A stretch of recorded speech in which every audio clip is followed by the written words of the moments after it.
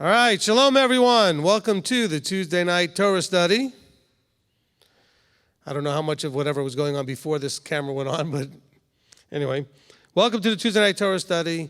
Tonight we are going to, as always, go through this week's Torah portion, which is Emor, as we continue through the book of Leviticus. And so the way this is going to work, especially if you're new, so we can kind of explain things to you, is we're going to go ahead and start off with a little bit of prayer time, see what kind of needs there might be within the body, also some praises that might need to be shared. And then following that, we will read the Torah portion. Then I'll make a few announcements, and then we will go ahead and discuss what we read. Okay? So prayer time, readings, announcements, discussion. All right, so that'll kind of work that all out. And so we'll begin with the prayer needs. I guess I'll start a little bit so that Manny can get on there and let people start getting on there. What do we got on there right now? 123. So we don't really have even hardly half of the people that'll be there. So, but we will start off with some prayer time needs. All right, so we, of course, are all dealing with the ramifications of the coronavirus. And, of course, now we're dealing with the ramifications of the decisions to open up. And so I guess prayer that's really needed here is, first and foremost, that everybody who's dealing with this finds a way to deal with it emotionally from a stable place. This is a very emotionally challenging time. And that's going to be the hard part, is to make sure that we're doing things to maintain our shalom. I think it's about as appropriate as can be that I've been doing during this whole thing, a teaching on peace. That's why I did it, because we're trying to maintain peace in a world that's not his, and that is the most challenging part.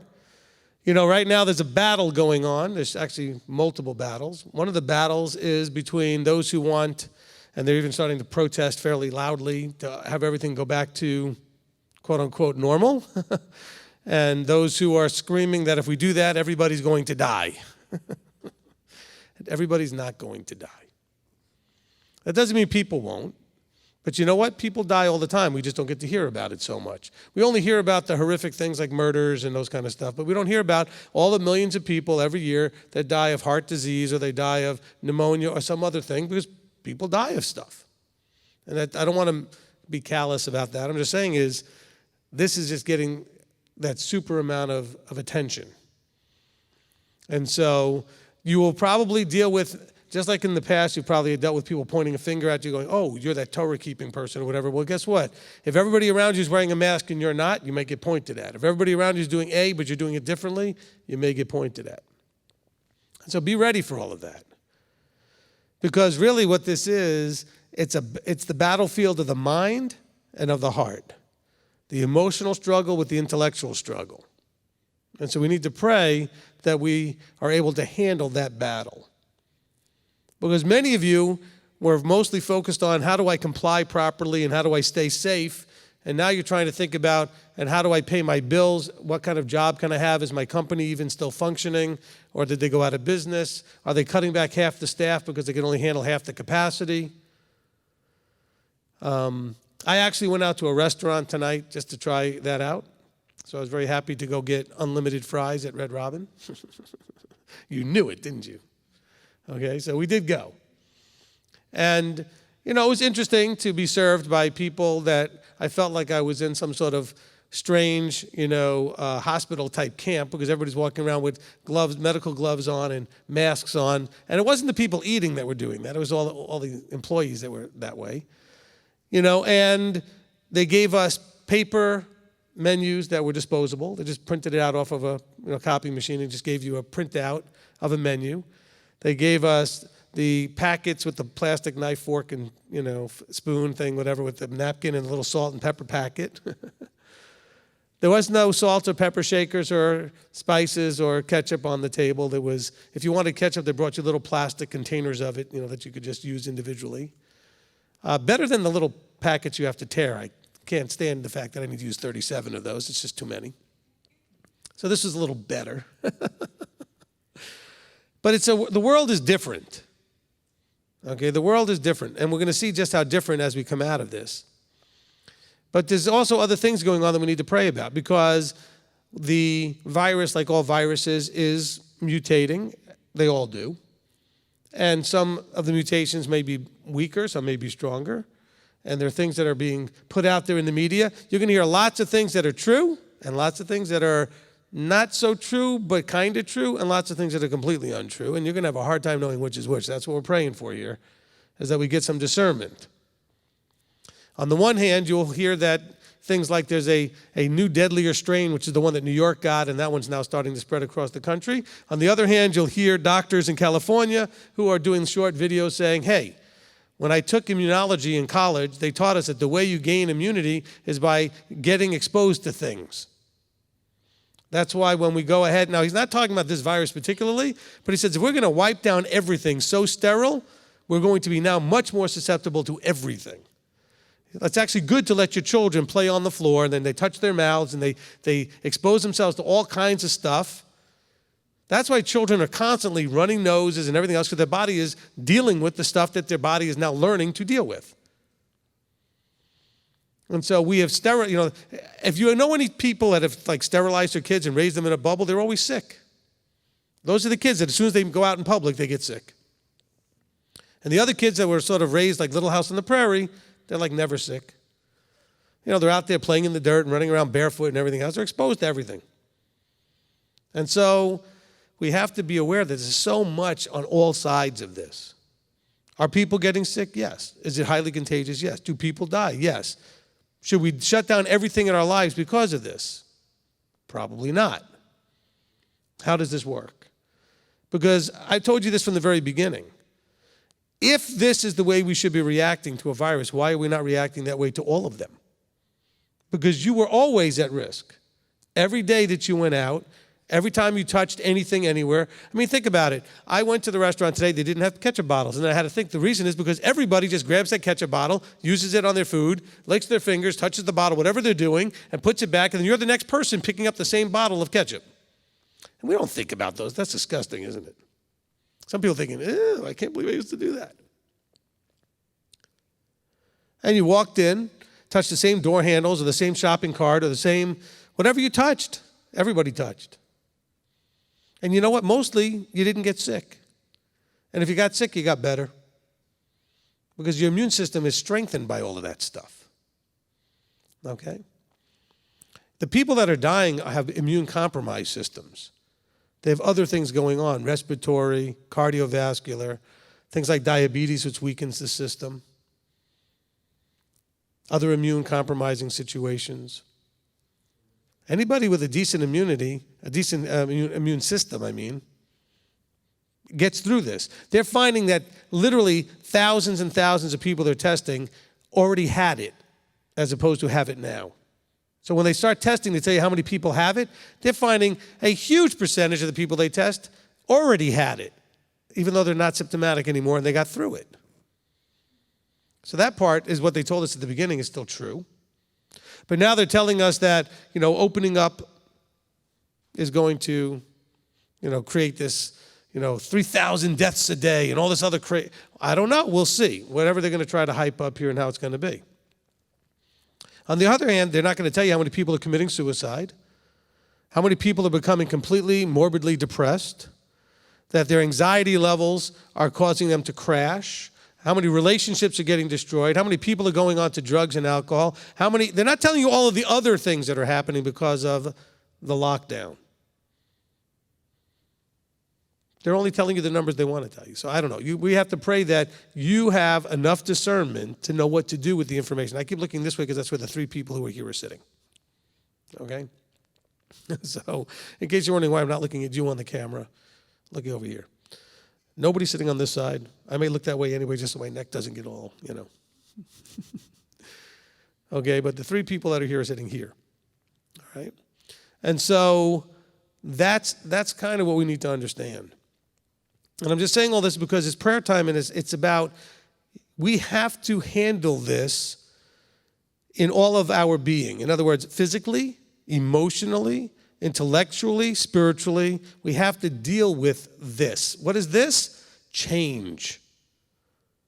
And this is change that didn't just happen. It's change that's continuing to happen. We do not know yet still what this will look like because it's continuing to change, develop, evolve, whatever word you want to look at. The situation is still fluid.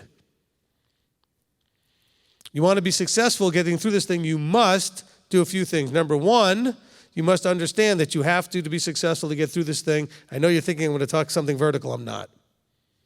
You must be able to adapt and adjust. Now, you're going to struggle with that. That's where the vertical comes in.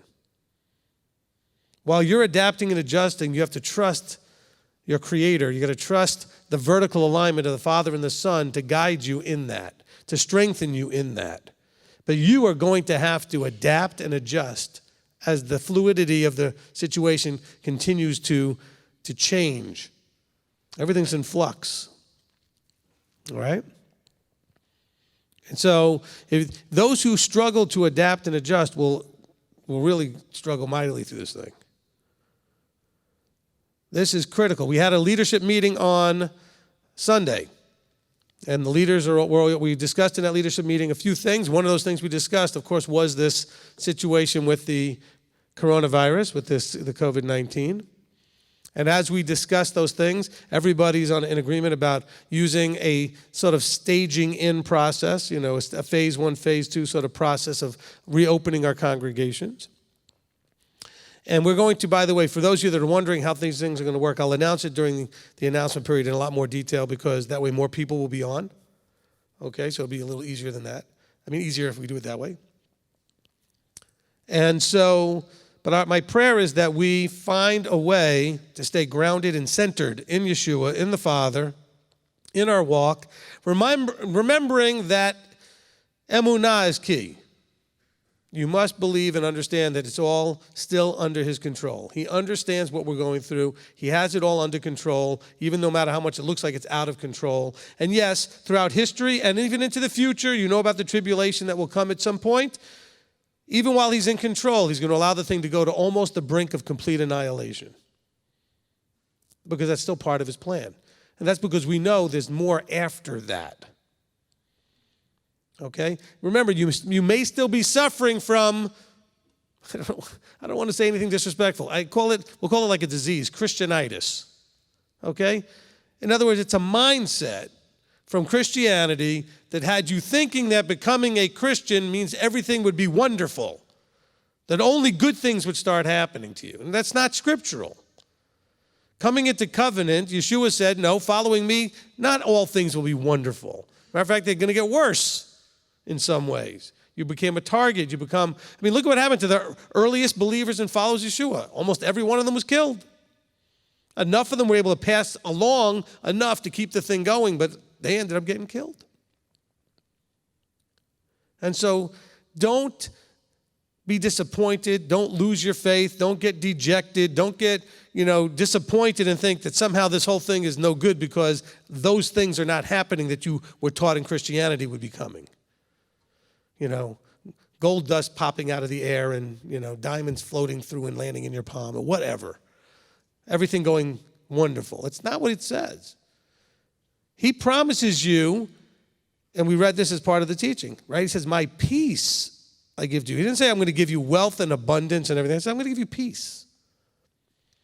Today, before we transition into the next day of the Emor account, but today was blessed are the peacemakers. That was day 26, right? Blessed are, so peace. And I left a TikTok today. So everybody should know I now have a MTOI worldwide TikTok account. We're experimenting with that. There's 3 videos on there. I'm trying to post every day if I can. So we've got 3 days in a row pretty much on there, at least 2 days for me. And the one video that Marty had done for the peace teaching. And I said in that little blurb, I said, look, it's obvious to most people that you want to make peace with your brother. There's verses that talk about making peace with your brother. Paul says, if possible, to be at peace with all men. Okay. We also know that we need to be at peace with our Creator.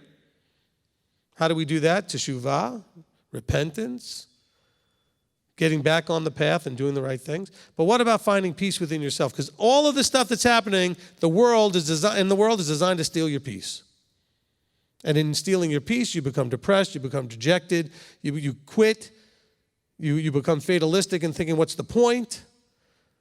I put in all this effort only to have the whole thing be taken out from under me. Look, if you're an entrepreneur, I mean a real entrepreneur, and you've been doing this all your life, you're used to having everything taken out from under you. It happens on a regular enough basis as you try things and they don't work. You know. So this is something you need to understand, okay? And so I want to pray, as part of the prayer time, that we do everything possible to stay grounded in the Torah, in Yeshua, in the Father, so that we maintain our shalom, our peace in all of this. All right, Manny, I stalled plenty for you.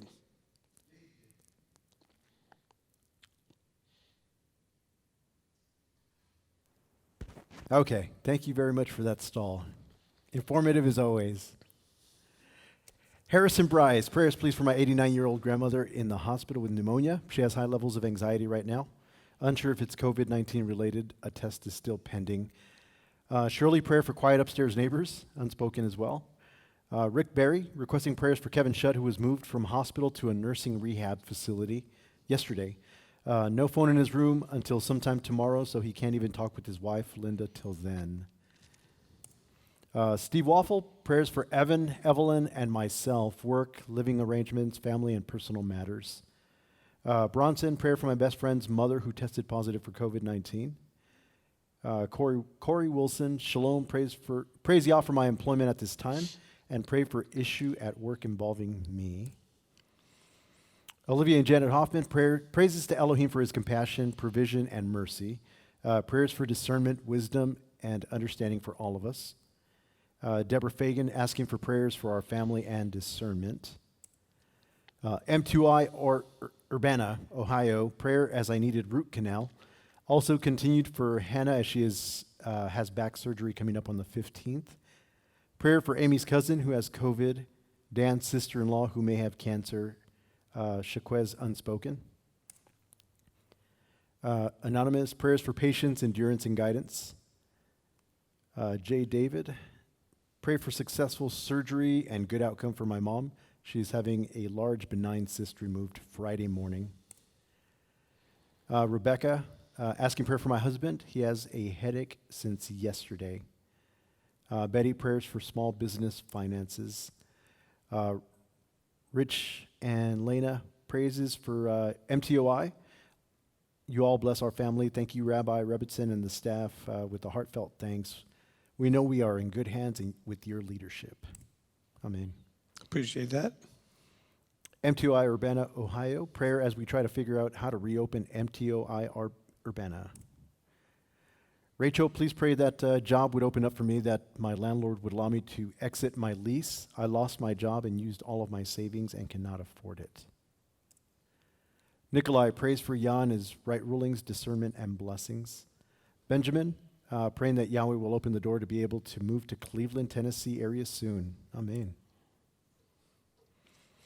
Sherry, family, friends, kids had to go into surgery after being cut out of their car that had been T-boned by another vehicle. Please pray for the family. Claudia, shalom, praising Abba for a few laughs today, very much needed. Please pray for gainful employment and the ability to cope during this season. Field of Dreams, please pray for my brother Dustin for protection. He is in Gary, Indiana, and is going through training for driving a semi-truck delivering food. Kay Carrick, please pray for my husband to come home so we can get counseling from Rabbi and my own personal spiritual journey. That Abba may show me what he wants me to do. Thank you, MTOI. Evangeline, I need Yah's miracle for an immigration issue. Chaton, praise to Abba for his mercy, guidance, and love, with a few unspoken. Vaskin, prayers for all affected by COVID and that the body can start coming together and worshiping in person again. Prayers also to shed worldly things and focus on Yah fully. Santi, pray for my friend who is being cheated by a liar through the internet for money and romance. She is also deceived by Christian doctrine. Alicia, prayer please. Mike and I had an offer for our house yesterday, and today we counter-offered back. Yah willing, they will accept the offer so we can move soon to Tennessee.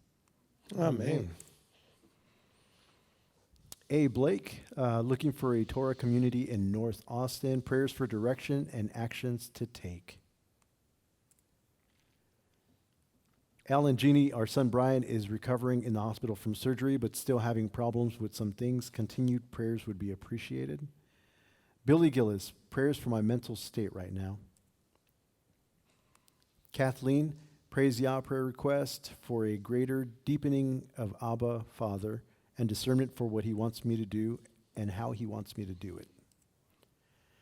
Shirley, prayers for wisdom and understanding in regards to health. Yisrael Tracy, prayers for Dusty and his new opportunity Abba has given him, and for us as it affects our home, that I can handle it, the home, while still healing. Yah knows. Michelle Keeley, prayers for direction from Yah as I continue to press in. Jonathan Thompson, praise Abba, Daenu, unspoken, shalom, everyone. Michelle Perez, prayers for all needs of Marco Polo sisters and Rabbi Steve and family, Rabbi Tom and family, and all MTOI family worldwide, all Best Shalom family, that we stay strong, no quit minds, and no quit hearts. Emunah. Amen. Stephanie Anderson, prayers for my mental health and cognitive issues. Also praises to Yah for Rabbi Steve. His leadership is such a blessing.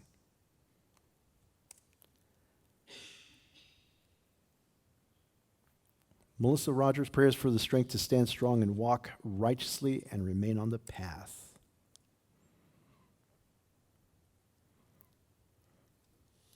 Jean and Chris Ann, prayers for Chris Ann. She pulled a muscle in her left shoulder.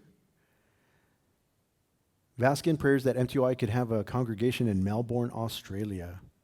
I'm on my way. Don't get him excited now. I know some people in Melbourne, actually, so I've not been to Melbourne, but I know people in Melbourne. We can maybe try to connect. I don't know if he has a group anymore, but he's friends with me down there in Melbourne. Oh, well, that's giving him hope now. You got to do something. Yeah. Tell them to make sure to get in touch with George, so we get on. Where are we putting people on the list of people where in other countries that are wanting? Is it David or you? Okay, ops at mtoi.org for Melbourne, Australia. Sorry, George. I've got them both working now, and they're splitting what each one is doing, so I don't know who's doing what anymore. But makes sense. I just know that a lot more stuff is getting done. That's what I know. So awesome. Okay, so ops at mtoi.org, ops, and just let us know how to get in touch with you and to either put you in touch with somebody or to just note that, the more people that tell us they need something in an area, the more we will like to put it. And I am still planning to get to the Philippines. And who knows that if I'm on that side of the world to go to the Philippines, I can just make a stop over to places like New Zealand and Australia. Last time I was only in Sydney because I wasn't really planning to go around Australia. It was just a last minute thing where I was already going to New Zealand and somebody bought, the group in Sydney paid for a quick hop over to Sydney and then back to New Zealand before I came home. So we kind of added that to the trip, but it wasn't really a plan to go around Australia. But I'd love to do more in Australia. And so certainly Melbourne, because I do have, like I said, one friend down there in the Melbourne area. Wow. And if you need anybody to carry Max, I'm willing to sacrifice that for you. I probably need a media person to come with a camera to document the event. You know anybody that's good with a camera? I do. And understands media and can post things? I might know a guy. And can carry Max. Tila Crumbaker, please pray for my friend Joanne, who shattered her wrist and has surgery Friday. Okay, for the people probably go, what do you mean carry Max? I've got a bag that I carry around with me, and we've nicknamed it Max, okay, my work bag. That's right, I forgot. People online are going, what do you mean carry Max? Who's Max? Was that my dog or something? No, it's... I've got a shoulder, like a delivery, what do they call those kind of bags? Like Man purse? It's not, no, it's much bigger than that. I'm just kidding. No, it's a big bag. It's much bigger than that. I mean, I think it's more like a delivery satchel of some sort, whatever. But a messenger bag, that's it. It's like a messenger bag. And anyway, but we've with your affectionately entire life in it. Named it Max. Okay, so go ahead. Michael Diaz, prayers for my wife. She is having problems with gestational sugar and positional high blood pressure due to the pregnancy. Okay. Let's see here. Slake, prayers for Rabbi as he delivers the word of Yah. He has been on my heart since last Shabbat service. Shalom, brothers and sisters. Rick Berry, prayer request for surgery I'm having done on my left hand next Monday. Christine, prays had a great appointment with my new chiropractor. Lots of questions answered. Pray for several months of therapy. Lady Di, prayers for a friend in hospital with pancreas problem. Prayers for spiritual walk as well. Vaskin prays for MTOI and Rabbi Berkson for all the support and services they provide. Jessica T, prayers for strength and help dealing with those that kept attacking me online. I know that feeling. Mae Morrison, praise to the Father for so many of us remaining well. Nigel, praise Abba for continued shalom during the season, for clarity required to adjust to the new norm, and for my continued walk in Torah. Dainu. Amen. And by the way, when you're talking about attacking, I want to give a praise that there was one that was attacking me that I got to speak with through the posting, and I think we brought some shalom into that. So, Wow. So I praise that, Praise Yah. at least with some shalom was brought into something. So I won't mention who and what and where, but just That's awesome. it was a praise that there was able to be a little bit of shalom brought into it. So Absolutely. it's good. All right. Early shalom and prayers for wisdom over new trial. Evangeline, prayers for Yah and prayers for Yah for finding praise. I'm sorry. Praise to Yah for finding how to communicate with my class during this time. Zoom is one of them. Praise Yah for the company for this free offer right now.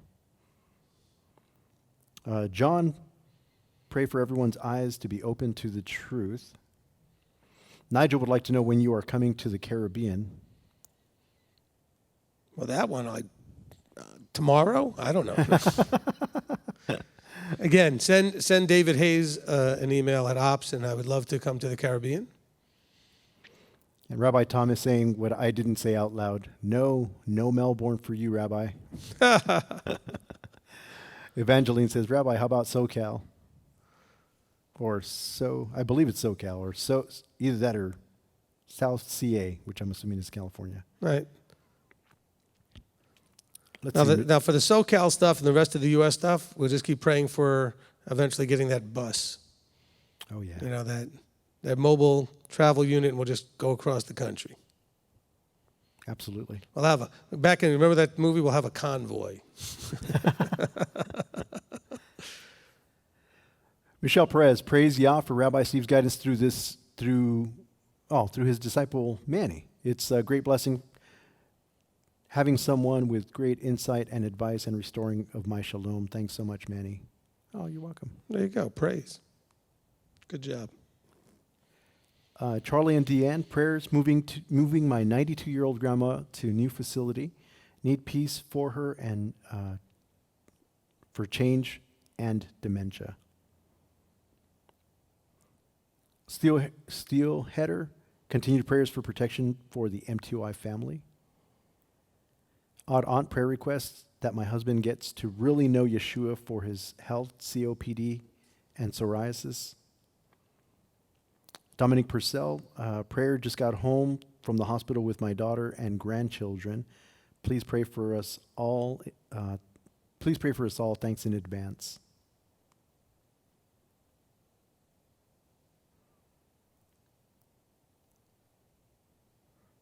And ending with the praise Yah, my wife is 4 months pregnant with our second, and prayers for a healthy child and easy birth. That's from Robert Fiorito. Amen. Amen. All right, is that it? Yes, sir. All right. So we'll go ahead and continue to pray for all those that have requested and talked to us over the last couple of days since Shabbat, and excuse me, and we will continue to pray for everyone. Also, I know we like to do our Omer countdown. We won't do that yet, but it is about 20 days till Rebbitzin has fully come.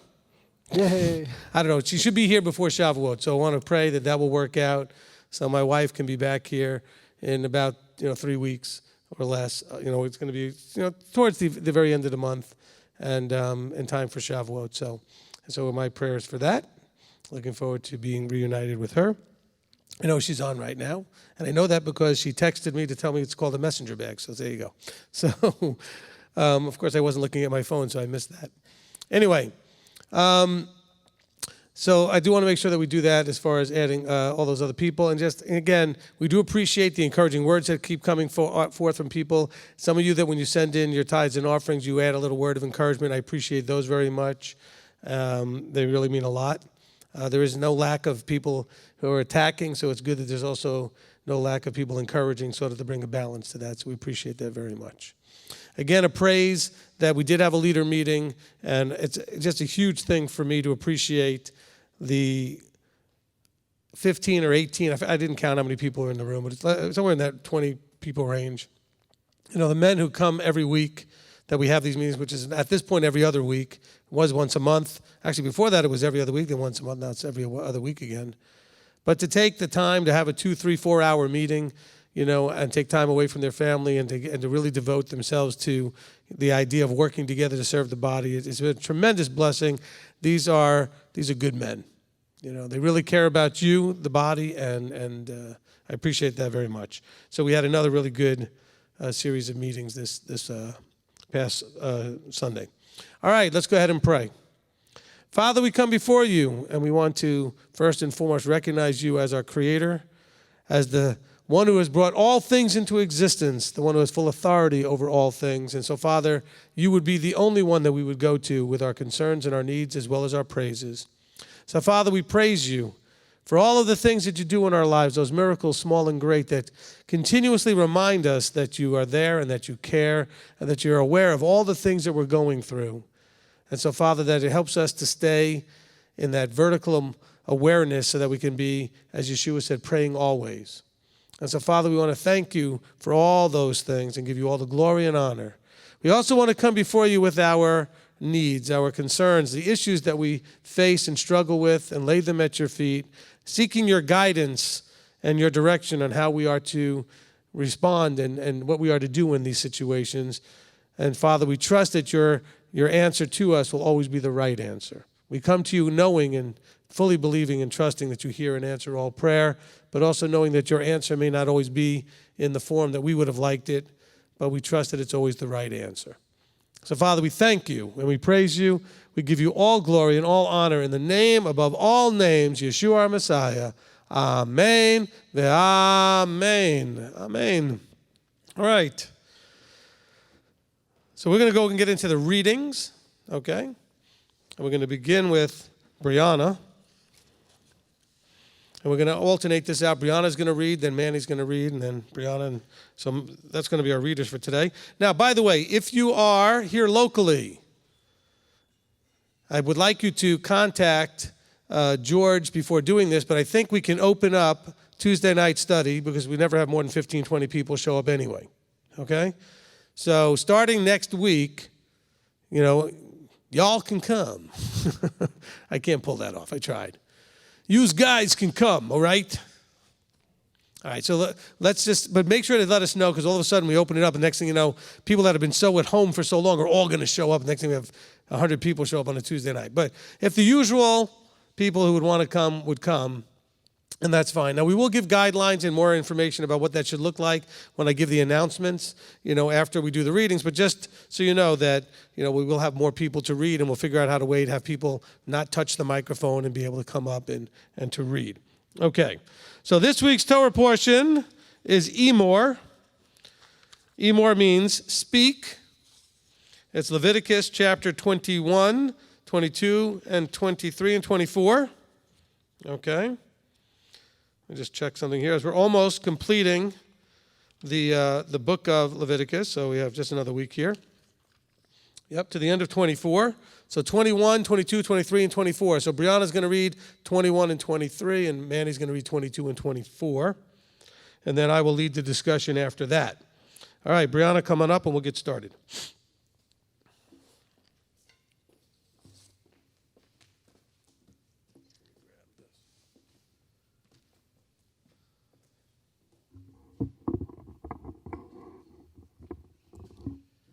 All right, he who blessed our fathers, Abraham, Isaac, and Jacob, may he bless Brianna, who's come up down to Yahweh in the Torah. May the set apart one bless her and her family and send blessing and prosperity on all the works of her hands. Amen. Okay, you're going to read chapter 21.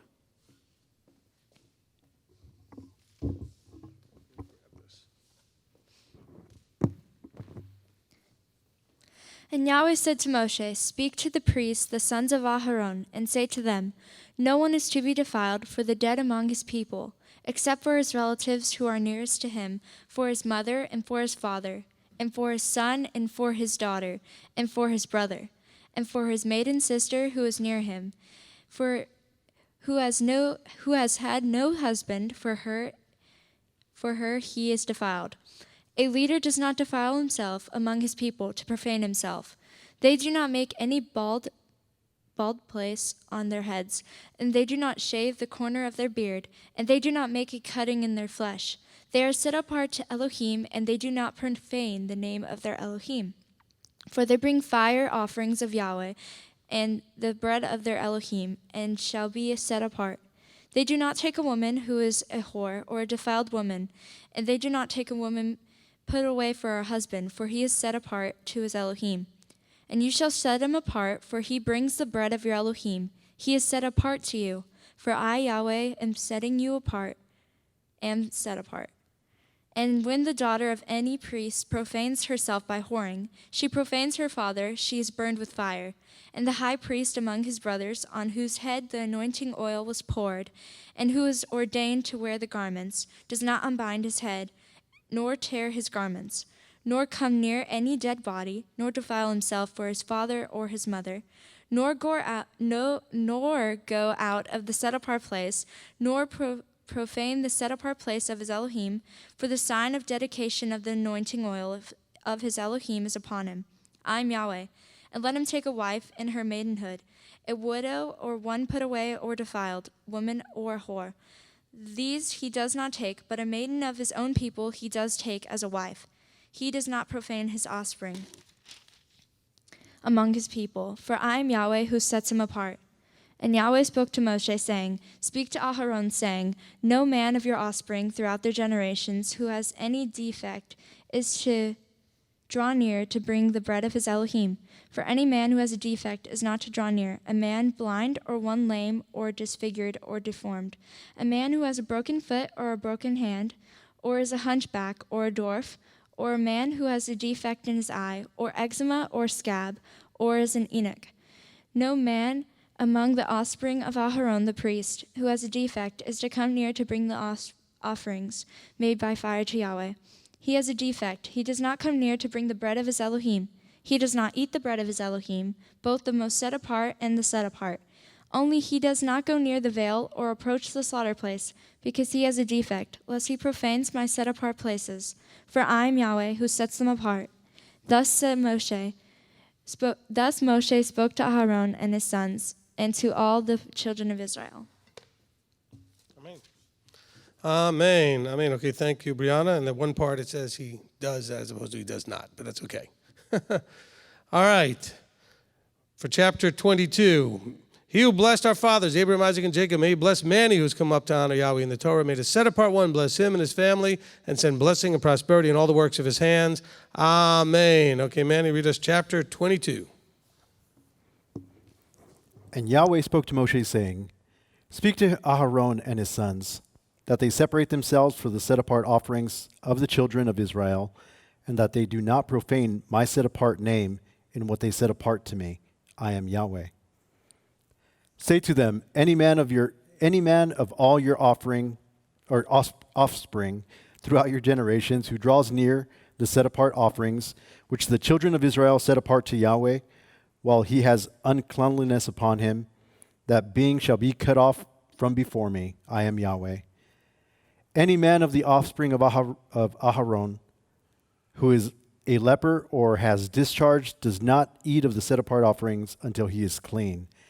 And whoever touches what is rendered unclean by a being, or a man who has had emission of semen, or a man who touches any swarming creature by which he would be made unclean, or any being by whom he would become unclean, even any of his uncleanness, The being who has touched it shall be unclean until evening, and does not eat the set-apart offerings, but shall bathe his body in water.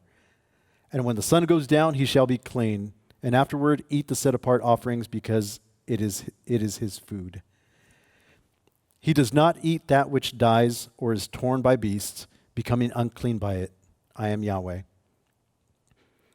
And they shall guard my charge, lest they bear sin for it and die thereby when they profane it. I Yahweh set them apart. And no stranger eats the set-apart offering. A sojourner with a priest or a hired servant does not eat the set-apart offering.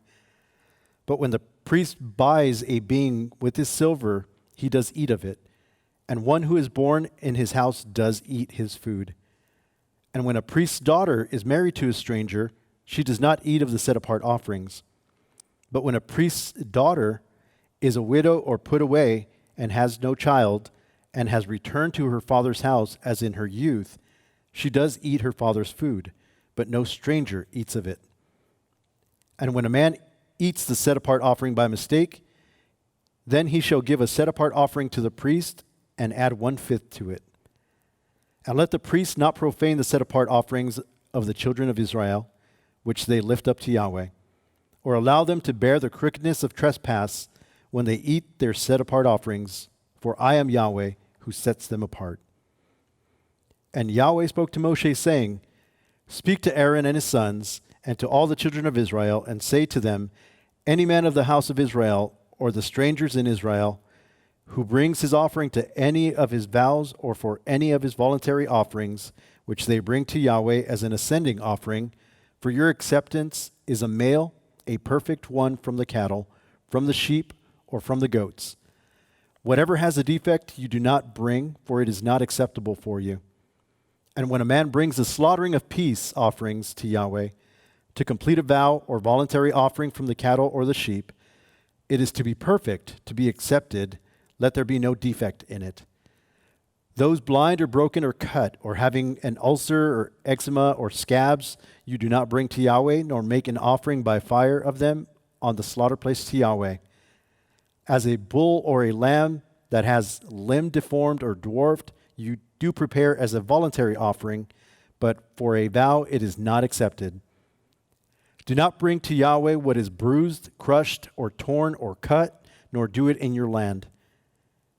And from a son of a stranger's hand you do not bring any of these as the bread of your Elohim, for their corruption is in them, and defects are in them. They are not acceptable for you. And Yahweh spoke to Moshe, saying, When a bull or sheep or a goat is born, it shall be 7 days with his mother, and from the 8th day and thereafter it is acceptable as an offering made by fire to Yahweh. But do not slay a cow or a sheep and its young on the same day. And when you slaughter a slaughtering of thanksgiving to Yahweh, slaughter it for your acceptance. It is eaten the same day. Leave none of it till morning. I am Yahweh. And you shall guard my commands and do them. I am Yahweh. And do not profane my set-apart name, and I shall be set apart among the children of Israel. I am Yahweh who sets you apart, who brought you out of the land of Mitzrayim to be your Elohim. I am Yahweh. Amen. Amen. Okay, Brianna's going to come up now and read us chapter 23. And Yahweh spoke to Moshe, saying, Speak to the children of Israel, and say to them, The appointed times of Yahweh, which you are to proclaim as set-apart gatherings, my appointed times are these. 6 days work is done, but the 7th day is a Sabbath of rest, a set-apart gathering. You do no work. It is a Sabbath to Yahweh in all your dwellings. These are the appointed times of Yahweh, set-apart gatherings which you are to proclaim at their appointed times. In the first new moon, on the 14th day of the new moon, between the evenings, is the Pesach to Yahweh. And on the 15th day of his new moon is the festival of Matzot to Yahweh. 7 days you eat unleavened bread. On the first day you have set-apart gathering. You do no servile work. And you shall bring an offering made by fire to Yahweh for 7 days. On the 7th day is a set-apart gathering. You do no servile work. And Yahweh spoke to Moshe, saying, Speak to the children of Israel, and you shall say to them, When you come into the land which I give you, and shall reap its harvest, then you shall bring a sheaf of the firstfruits of your harvest to the priest, and he shall wave the sheaf before Yahweh your acceptance. On the morrow after the Sabbath, the priest waves it. And on that day, when you wave the sheaf, you shall prepare a male lamb, a year old, a perfect one, as an ascending offering to Yahweh. And its grain offering 2/10 of an ephah of fine flour mixed with oil, an offering made by fire to Yahweh. A sweet fragrance, and its drink offering 1/4 of a hin of wine. And you do not eat bread, or roasted grain, or fresh grain, until the same day that you have brought an offering to your Elohim, a law forever throughout your generations in all your dwellings.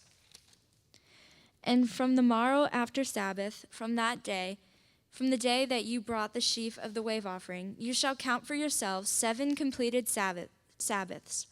Until the morrow after the 7th Sabbath, you count 50 days. Then you shall bring a new grain offering to Yahweh.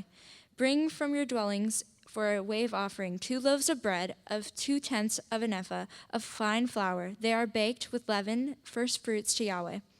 And besides the bread, you shall bring 7 lambs, a year old, perfect ones, and 1 young bull and 2 rams.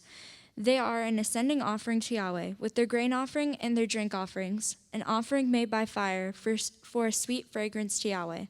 And you shall offer 1 male goat as a sin offering, and 2 male lambs, a year old, as a slaughter of peace offerings. And the priest shall wave them, besides the bread of the firstfruits, as a wave offering before Yahweh. Besides the 2 lambs, they are set apart to Yahweh for the priest. And on the same day you shall proclaim a set-apart gathering for yourselves. You do no servile work on it, a law forever in all your dwellings throughout your generations. And when you reap the harvest of your land, do not completely reap the corners of your field when you reap. Do not gather any gleaning from your harvest. Leave them for the poor and for the stranger. I am Yahweh your Elohim. And Yahweh spoke to Moshe, saying, Speak to the children of Israel, saying, In the 7th new moon, and on the 1st day of the new moon, you have a rest, a remembrance of Teruah, a set-apart gathering. You do no servile work, and you shall bring an offering made by fire to Yahweh. And Yahweh spoke to Moshe, saying, On the 10th day of this 7th new moon is Yom HaKippurim. It shall be a set-apart gathering for you, and you shall afflict your beings, and shall bring an offering made by fire to Yahweh. And you do no work on that same day, for it is Yom Kippurim, to make atonement for you before Yahweh your Elohim. For any being who is not afflicted on that same day, he shall be cut off from his people, and any being who does any work on that same day, that being I shall destroy from the midst of your people, of his people. You do no work, a law forever throughout your generations in all your dwellings. It is a Sabbath of rest to you, and you shall afflict your beings on the 9th day of the new moon at the evening. From evening to evening you observe your Sabbath. And Yahweh spoke to Moshe, saying, Speak to the children of Israel, saying, On the 15th day of this 7th new moon is the festival of Sukkot, for 7 days to Yahweh. On the 1st day is a set-apart gathering. You do no servile work. For 7 days you bring an offering made by fire to Yahweh. On the 8th day there shall be a set-apart gathering for you, and you shall bring an offering made by fire to Yahweh. It is a closing festival. You do no servile work. These are the appointed times of Yahweh, which you proclaim as set-apart gatherings, to bring an offering made by fire to Yahweh, an ascending offering and a grain offering, a slaughtering and a drink offering, as commanded for every day.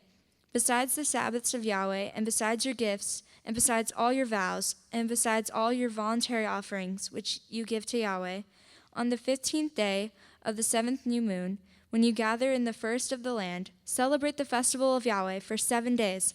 On the 1st day is a rest, and on the eighth day a rest. And you shall take for yourselves on the 1st day the first of good trees, branches of palm trees, twigs of leafy trees, and willows of the stream, and shall rejoice before Yahweh your Elohim for 7 days. And you shall celebrate it as a festival of Yahweh for 7 days in the year, a law forever in your generations. Celebrate it in the 7th new moon. Dwell in booths for 7 days. All who are native born in Israel dwell in booths, so that your generations know that I made the children of Israel dwell in the booths when I brought them out of the land of Mitzrayim. I am Yahweh your Elohim. Thus did Moshe speak of the appointed times of Yahweh to the children of Israel. Amen. Amen. Okay, thank you, Brianna. Okay, and we're going to conclude now with Manny reading chapter 24. And Yahweh spoke to Moshe, saying, Command the children of Israel that they bring to you clear oil pressed olives for the light, to make lamps burn continually. Outside the veil of the witness in the tent of appointment, Aaron is to arrange it from evening until morning before Yahweh, continually, a law forever throughout your generations. He is to arrange the lamps on the clean gold lampstand before Yahweh continually. And you shall take fine flour and bake 12 cakes with it, 2/10 of an ephah in each cake. And you shall set them in 2 rows, 6 in a row, on the clean table before Yahweh. You shall put clear frankincense on each row, and it shall be on the bread as a remembrance portion, an offering made by fire to Yahweh. On every Sabbath, he is to arrange it before Yahweh, continually from the children of Israel, an everlasting covenant. And it shall be for Aharon and his sons, that they shall eat it in the set-apart place, because it is the most set apart to him from the offerings of Yahweh made by fire, an everlasting law. And the son of an Israeli woman, whose father was a Mitzraim man, went out among the children of Israel, and the Israeli woman's son and a man of Israel strove in the camp. And the Israeli woman's son blasphemed the name and cursed. So they brought him to Moshe. Now his mother's name was Shelomith, the daughter of Dibri, the son, or the tribe of Dan, and they put him under guard, that it might be declared to them at the mouth of Yahweh. And Yahweh spoke to Moshe, saying, Bring the one who is cursed outside the camp, and all those who heard him shall lay their hands on his head, and all the congregation shall stone him. And speak to the children of Israel, saying, Anyone who curses his Elohim shall bear his sin. And he who blasphemes the name of Yahweh shall certainly be put to death, and all the congregation certainly stone him, the stranger as well as the native. When he blasphemes the name, he is put to death. A man who strikes the being of any man shall certainly be put to death, and he who strikes the beast repays it body for body. And when a man inflicts a blemish upon his neighbor, as he has done so, it is done to him. Fracture for fracture, eye for eye, tooth for tooth, as he inflicts a blemish upon him, so it is done to him. And he who strikes a beast repays it, and he who strikes a man to death is put to death. You are to have one right ruling for the stranger and for the native, for I am Yahweh, your Elohim. And Moshe spoke to the children of Israel, and they brought the one who cursed outside the camp and stoned him with stones. And the children of Israel did as Yahweh commanded Moshe. Amen. Amen. Okay, thank you, Manny. Thank you, Brianna, for your readings today. The traditional blessing after the Torah portion readings. Baruch atah Yahweh Eloheinu melech haolam asher natan lanu Torat emet v'chayei olam natah b'tochenu. Baruch atah Yahweh noten haTorah. Amen. And blessed are you, Yahweh our Elohim, King of the universe, who has given us a Torah of truth and has planted eternal life in our midst. Blessed are you, Yahweh, giver of the Torah. Amen. Amen. Okay. A lot of really good stuff there in the Torah portion. Can't wait to discuss that with you, but we are going to go through the announcements first. So let's go ahead and take care of that. Okay. So first off, I do want to welcome our guests. We do have some guests, I'm sure, online today, so we do want to make sure to welcome you and make you feel welcome. After all, we are children of Abraham, and as such, we should exemplify the traits in our lineage of hospitality. He was very well known for his hospitality. Okay? So we are counting the Omer, and today is day 27, now after sundown. It's day 27 of the Omer count, which means that it's 23 days till Shavuot is fully come, as we're counting to Shavuot. For those of you that are doing our Omer count challenge, okay, you can go to the next slide, right? Our Omer count challenge, which we do have on a page, you don't have to zoom in on it, but we do have this on our website. And by the way, we have a new website. Same address, new website, okay? So I think it's great. I hope you guys are enjoying it. I think it's what I've always wanted, okay? I mean, we've been trying to get to this place, and I'm really pleased with it. And so on the new website, on the homepage there, you can see that there'll be links to Counting the Omer. And so you can click on it, and there'll be a PDF of our Counting the Omer challenge. And so we went through the 10 commandments, we went through the 9 aspects of the fruit of the Spirit, and now we're going through the different pieces of the Beatitudes, understanding the Beatitudes. And actually, this is the last one of the Beatitudes that we're covering, which is, blessed are those persecuted for righteousness' sake. Okay? So what have you been doing with these things? Well, hopefully what you've been doing is thinking about how are these things to be applied, especially by me, yourself. How am I supposed to apply this in my life? What does this look like in my life? And if that's what it's supposed to look like, am I actually doing it? Okay? What should it look like, and am I doing it? Now, starting on day 28, which will be tomorrow night, okay, so you have a whole day still of this day 27, it's just beginning.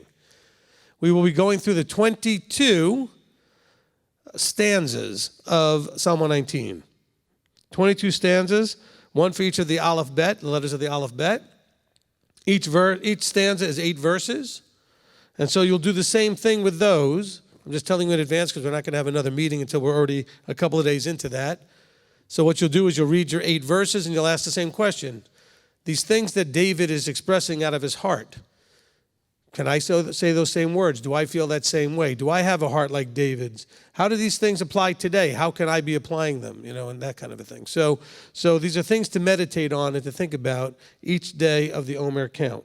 Okay, and that'll take us all to day 49, and then that'll be the day before Shavuot. And of course, for Shavuot, we're not going to have any more of the challenge. We're going to be celebrating Shavuot, which, as it would work out, today we read chapter 23 of Leviticus, which discusses all of the feasts, including Shavuot.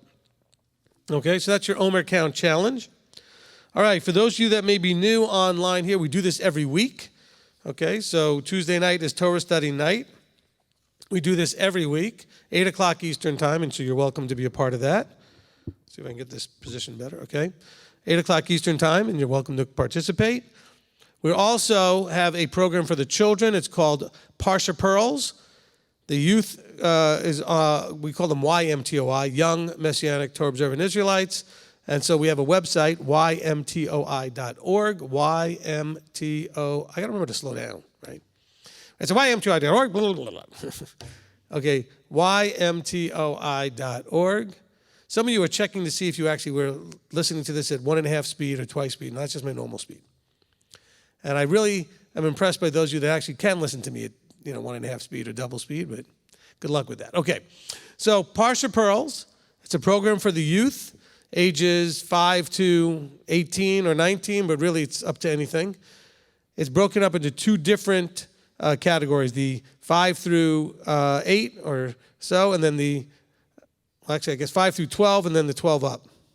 No, actually, no, I think Katan A, Katan B. Okay, so 5 through 8, and then 9 through everything. Okay, 9 through 12 will be what we call Katan B, and then Gadol is really from 13 up. Katan in Hebrew means small, Gadol means large. Okay, so for the smaller children, the Katan group, we have it broken up into 2 groups, Katan A and B, Aleph and Bet, and then we have Gadol, which is the older children. Now, adults, you can enjoy this as well. It is a free program. I know there are people out there saying that I'm lying when I say things are free because we actually have a Sabbath school here that we ask people to pay a little bit so that we could buy the supplies for the Sabbath school. The program that's online is free. Now, if you want to buy the supplies you need to do the craft or the snack, well, then that's not free. You'll have to go out and buy them yourself. But the materials we provide are free. You don't have to subscribe to it. A lot of people provide their Torah portion things by subscription. You don't have to buy a binder with it, although we might sell it someday. If people would like to have a binder, we can print for them. But right now, it's going to be available for free. And even in the future, it'll always be free. But if you want us to ship you something that's bound and printed and nice, we may sell you that if you want to buy that someday. Okay? We believe that if you need it, it should be free. If you want it, like maybe you'd like something that's nice and printed and whatever, okay, well, we could maybe print one up. But now we don't have that available yet. Every week, that is published on our website, on the YMTOI website, on Sundays. Okay, so you'll have it for the whole week. Remember, we do things in advance of the Shabbat that the Torah portion would be for. So Emor is for this coming Shabbat. And the YMTOI page had that already since Sunday. We are doing it tonight. Okay? That's Emor. All right. It's a great program for doing Sabbath school, it's a great program. If you're doing homeschooling and want to have a Torah program for your children, and it's just fantastic. Okay, it's got wonderfully engaging games in it. It's got fill in the blanks to see if the children were paying attention to the Torah portion. It discusses on their level a section of the Torah portion. There's a snack, there's a craft, there's a song, there's so much stuff. It's fantastic. Coloring pages, Hebrew words that you can put on flash, that are basically you can print up as flashcards that are from the Torah portion. Just a lot of really great stuff. Okay. For those of you that may be new online, also we do live stream our Shabbat services. Okay, so every Shabbat, services start on time at 1:15. You might be thinking, why 1:15? Well, because we used to tell everybody 1 o'clock, and then they would show up by 1:15. And then once we went live, we just continued to do 1:15 because we had to have a time that we'd absolutely start. But we do start streaming some music, some of Brianna's singing and things like that, and some a slideshow of like upcoming announcements and the things like that before, maybe even some clips of me doing something, whatever, before services for about 15 minutes. So during that time, you can live chat with each other, I believe, right? Can we chat during the slideshow? Yes. Okay, so 1 o'clock, and then we start services at 1:15 Eastern Time. Okay, Eastern Time. Now, let me go through a few more things about this coming Shabbat. Well, actually, let's just go to the Shavuot slide first, then I'll go back. Okay, so then, of course, we are going towards Shavuot, just so you mark it down. It is Friday, May 29th. Okay, so we'll have back-to-back Shabbats, Friday and Saturday, because that day is a Shabbat. Now, if you go on our website, we do have a Holy Days list, heading. We could click on Holy Days, and there's a place that talks about the Holy Day schedule, and you click on that, and it will tell you all of the Holy Days for the year, and it will then separately give you a table with just the Shabbats, the 7 annual Shabbats. The days you must make sure you have off from work, because even though they're not on a Saturday necessarily, although they could be, all right, because we have Sukkot coming up with actually both the Holy Days on Saturday. So that can happen. But a lot of times they're during the week, like Shavuot, it's going to be on a Friday. Okay? So you need to know what days to take off from work. All right. So let's deal with Shabbat. And you don't need to go back to the slide. We're done with the announcements. Okay, so Shabbat. So this Shabbat, we are going to be opening up, and we're going to be doing it very carefully. And just so you know, we did get the guidelines that the state of Tennessee put out, but they're also continuing to have discussions with the faith-based community. And so we're actually going to be on a conference call tomorrow with the leadership from up in Nashville, from the state, leadership. From the governor will be actually on the call, okay? And they will be talking to pastors, rabbis, and leadership within the faith-based community about these kind of meetings, about services and gatherings in the churches and congregations here in Tennessee. So I'm hoping that we'll be able to push for some real clarity as to what they really do expect us to do or not do, all right? As opposed to the somewhat very specific but conflicting things that were in the actual mandate that came out. Because it wasn't a mandate.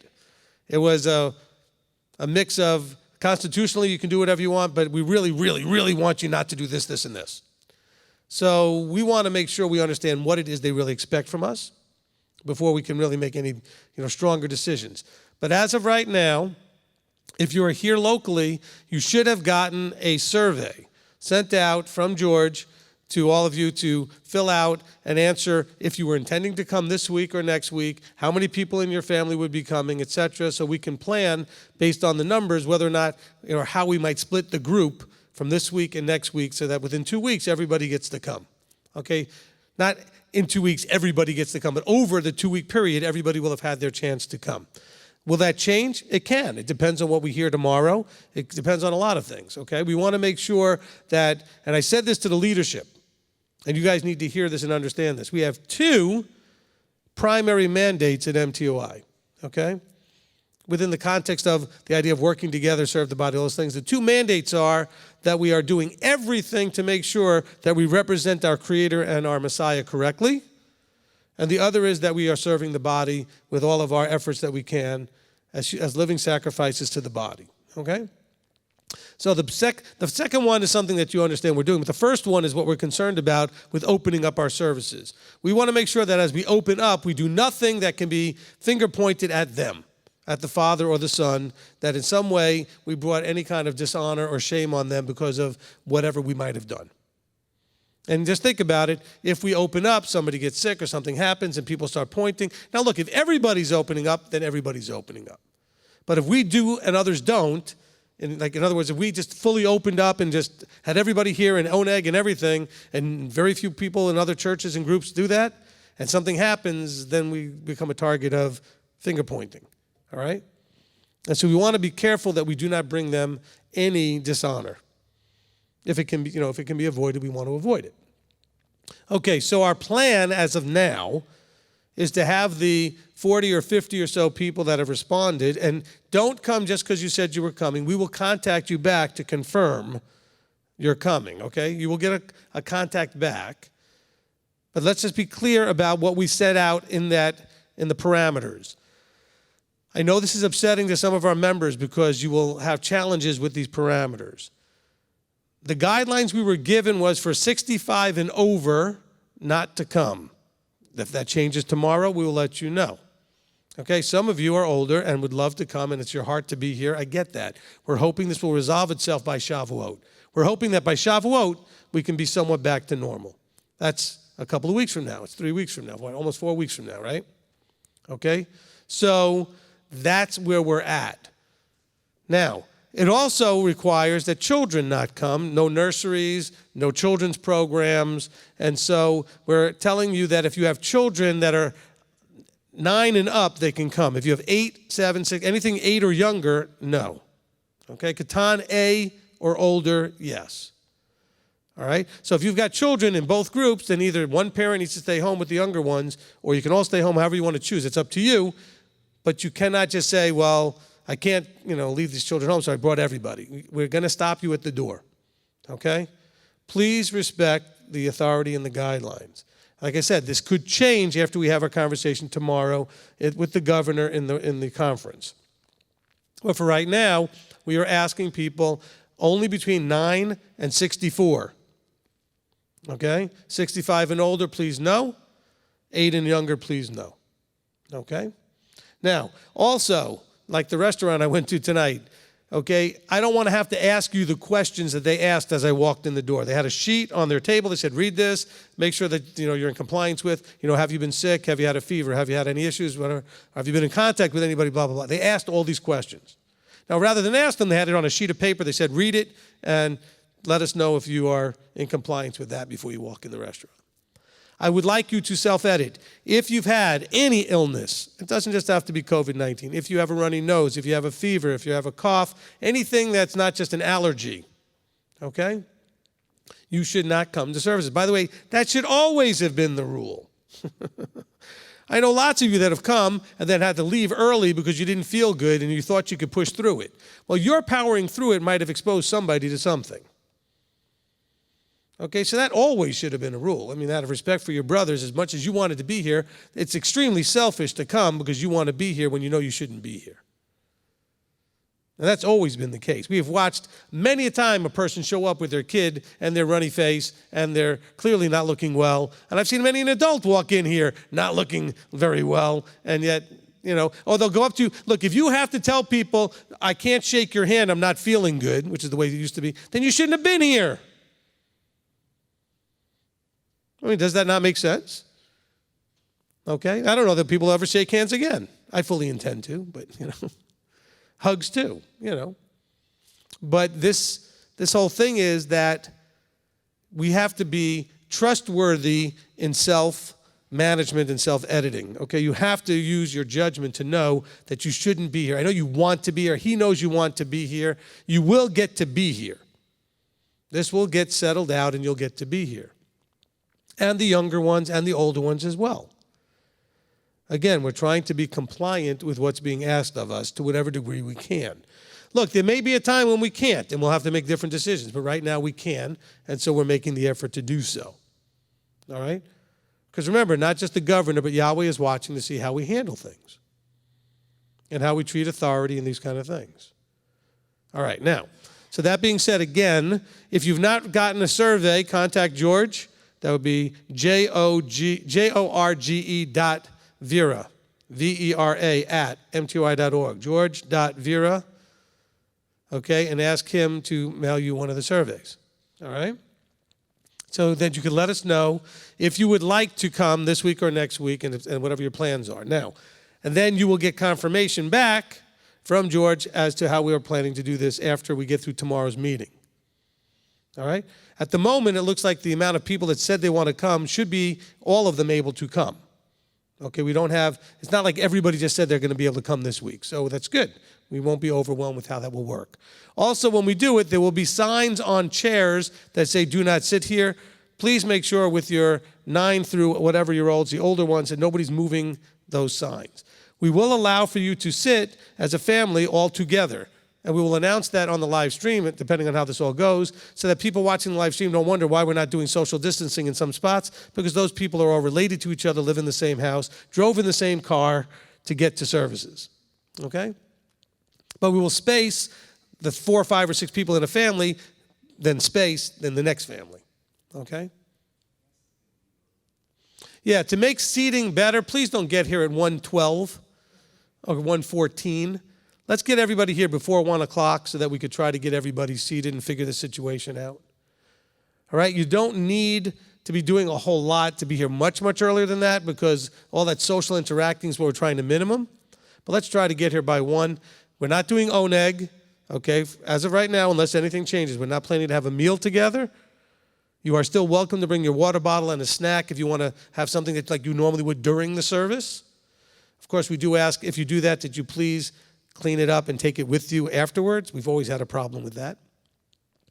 And also, we will not be doing the dancing unless, again, something changes, okay? We're trying to ease into this and see what makes the most sense. So there will be no dancing. Now, if you're going to move around in your spot, in your chair, that's fine, but we're not going to have people come out and make circles and dance, okay? And I will remind you of that before everybody just naturally gets up and starts heading to make a circle. Okay, so no dancing, no oneg. So it's going to be our normal 4 hours, whatever it is. Now, as far as interaction with the microphone, we will set up a microphone so that you can come up to a mic and you can ask a question during the Q&A time, like the afterburn, or that you can make a prayer request or a praise report. We will have a mic you can walk up to. Okay, we won't have anybody handling the mic, which is why I didn't have a problem. I brought my daughter up here to read. Well, she lives in the same house as me. It's not a problem. Manny has his own mic, and so this is the way we handle things.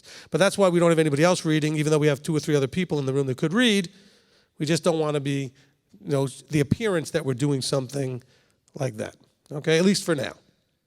All right?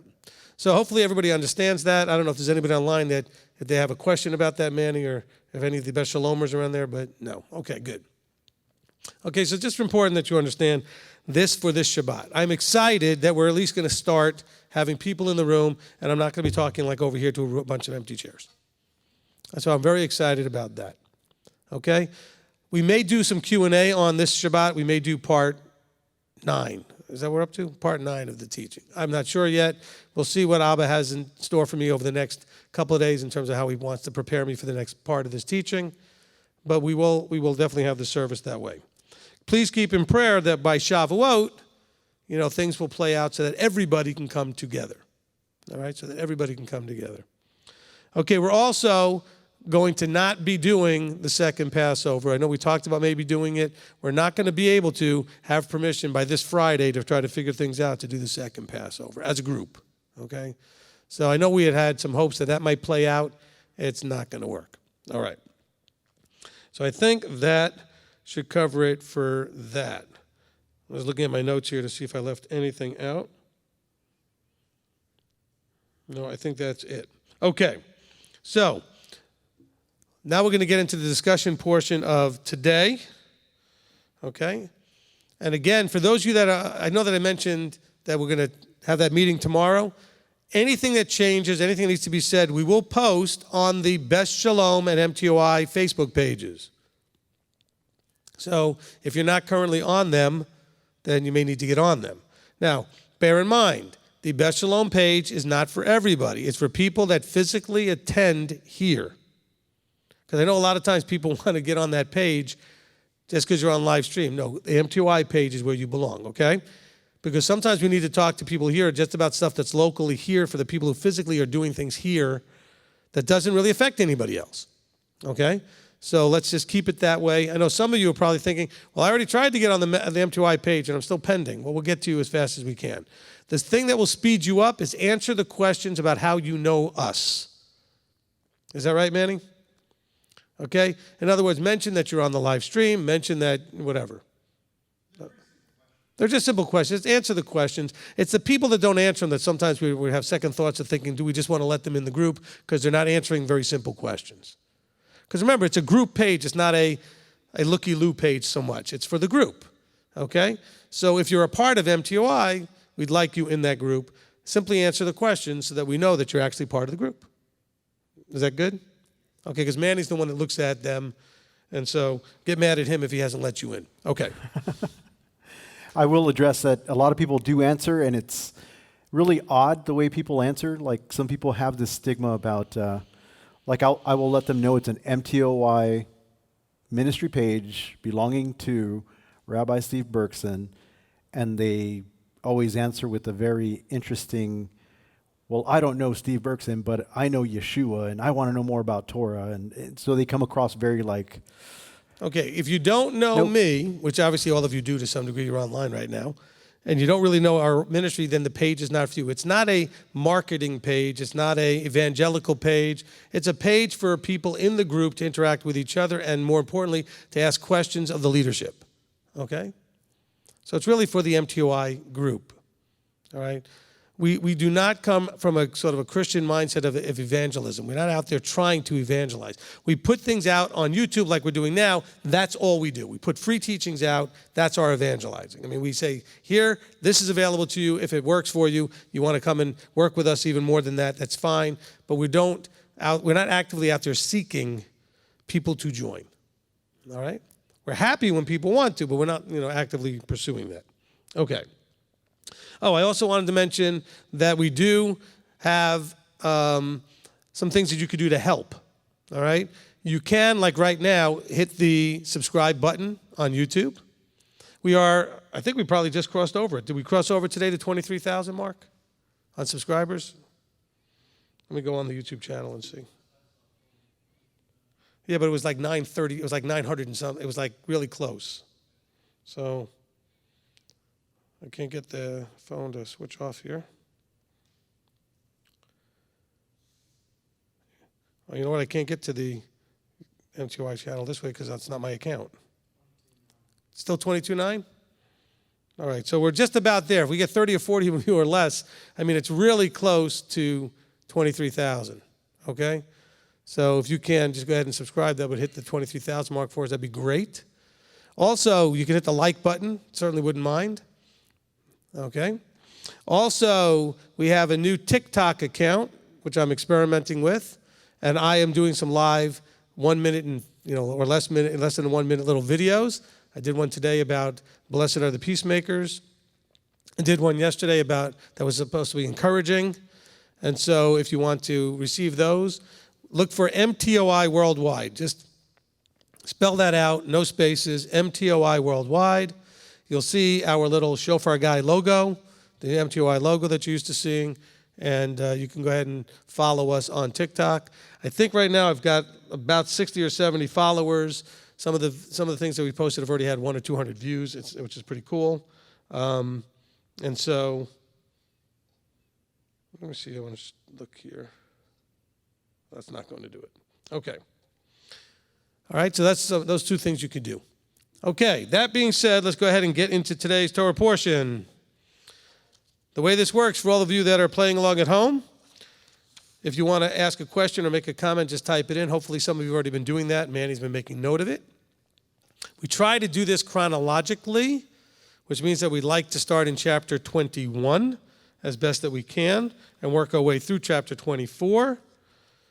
Preemptively, there may be a lot of questions about chapter 23 for those that are new to feast keeping. Bear in mind that there exists a teaching that we have called the Appointed Times of Yahweh that does cover Leviticus 23.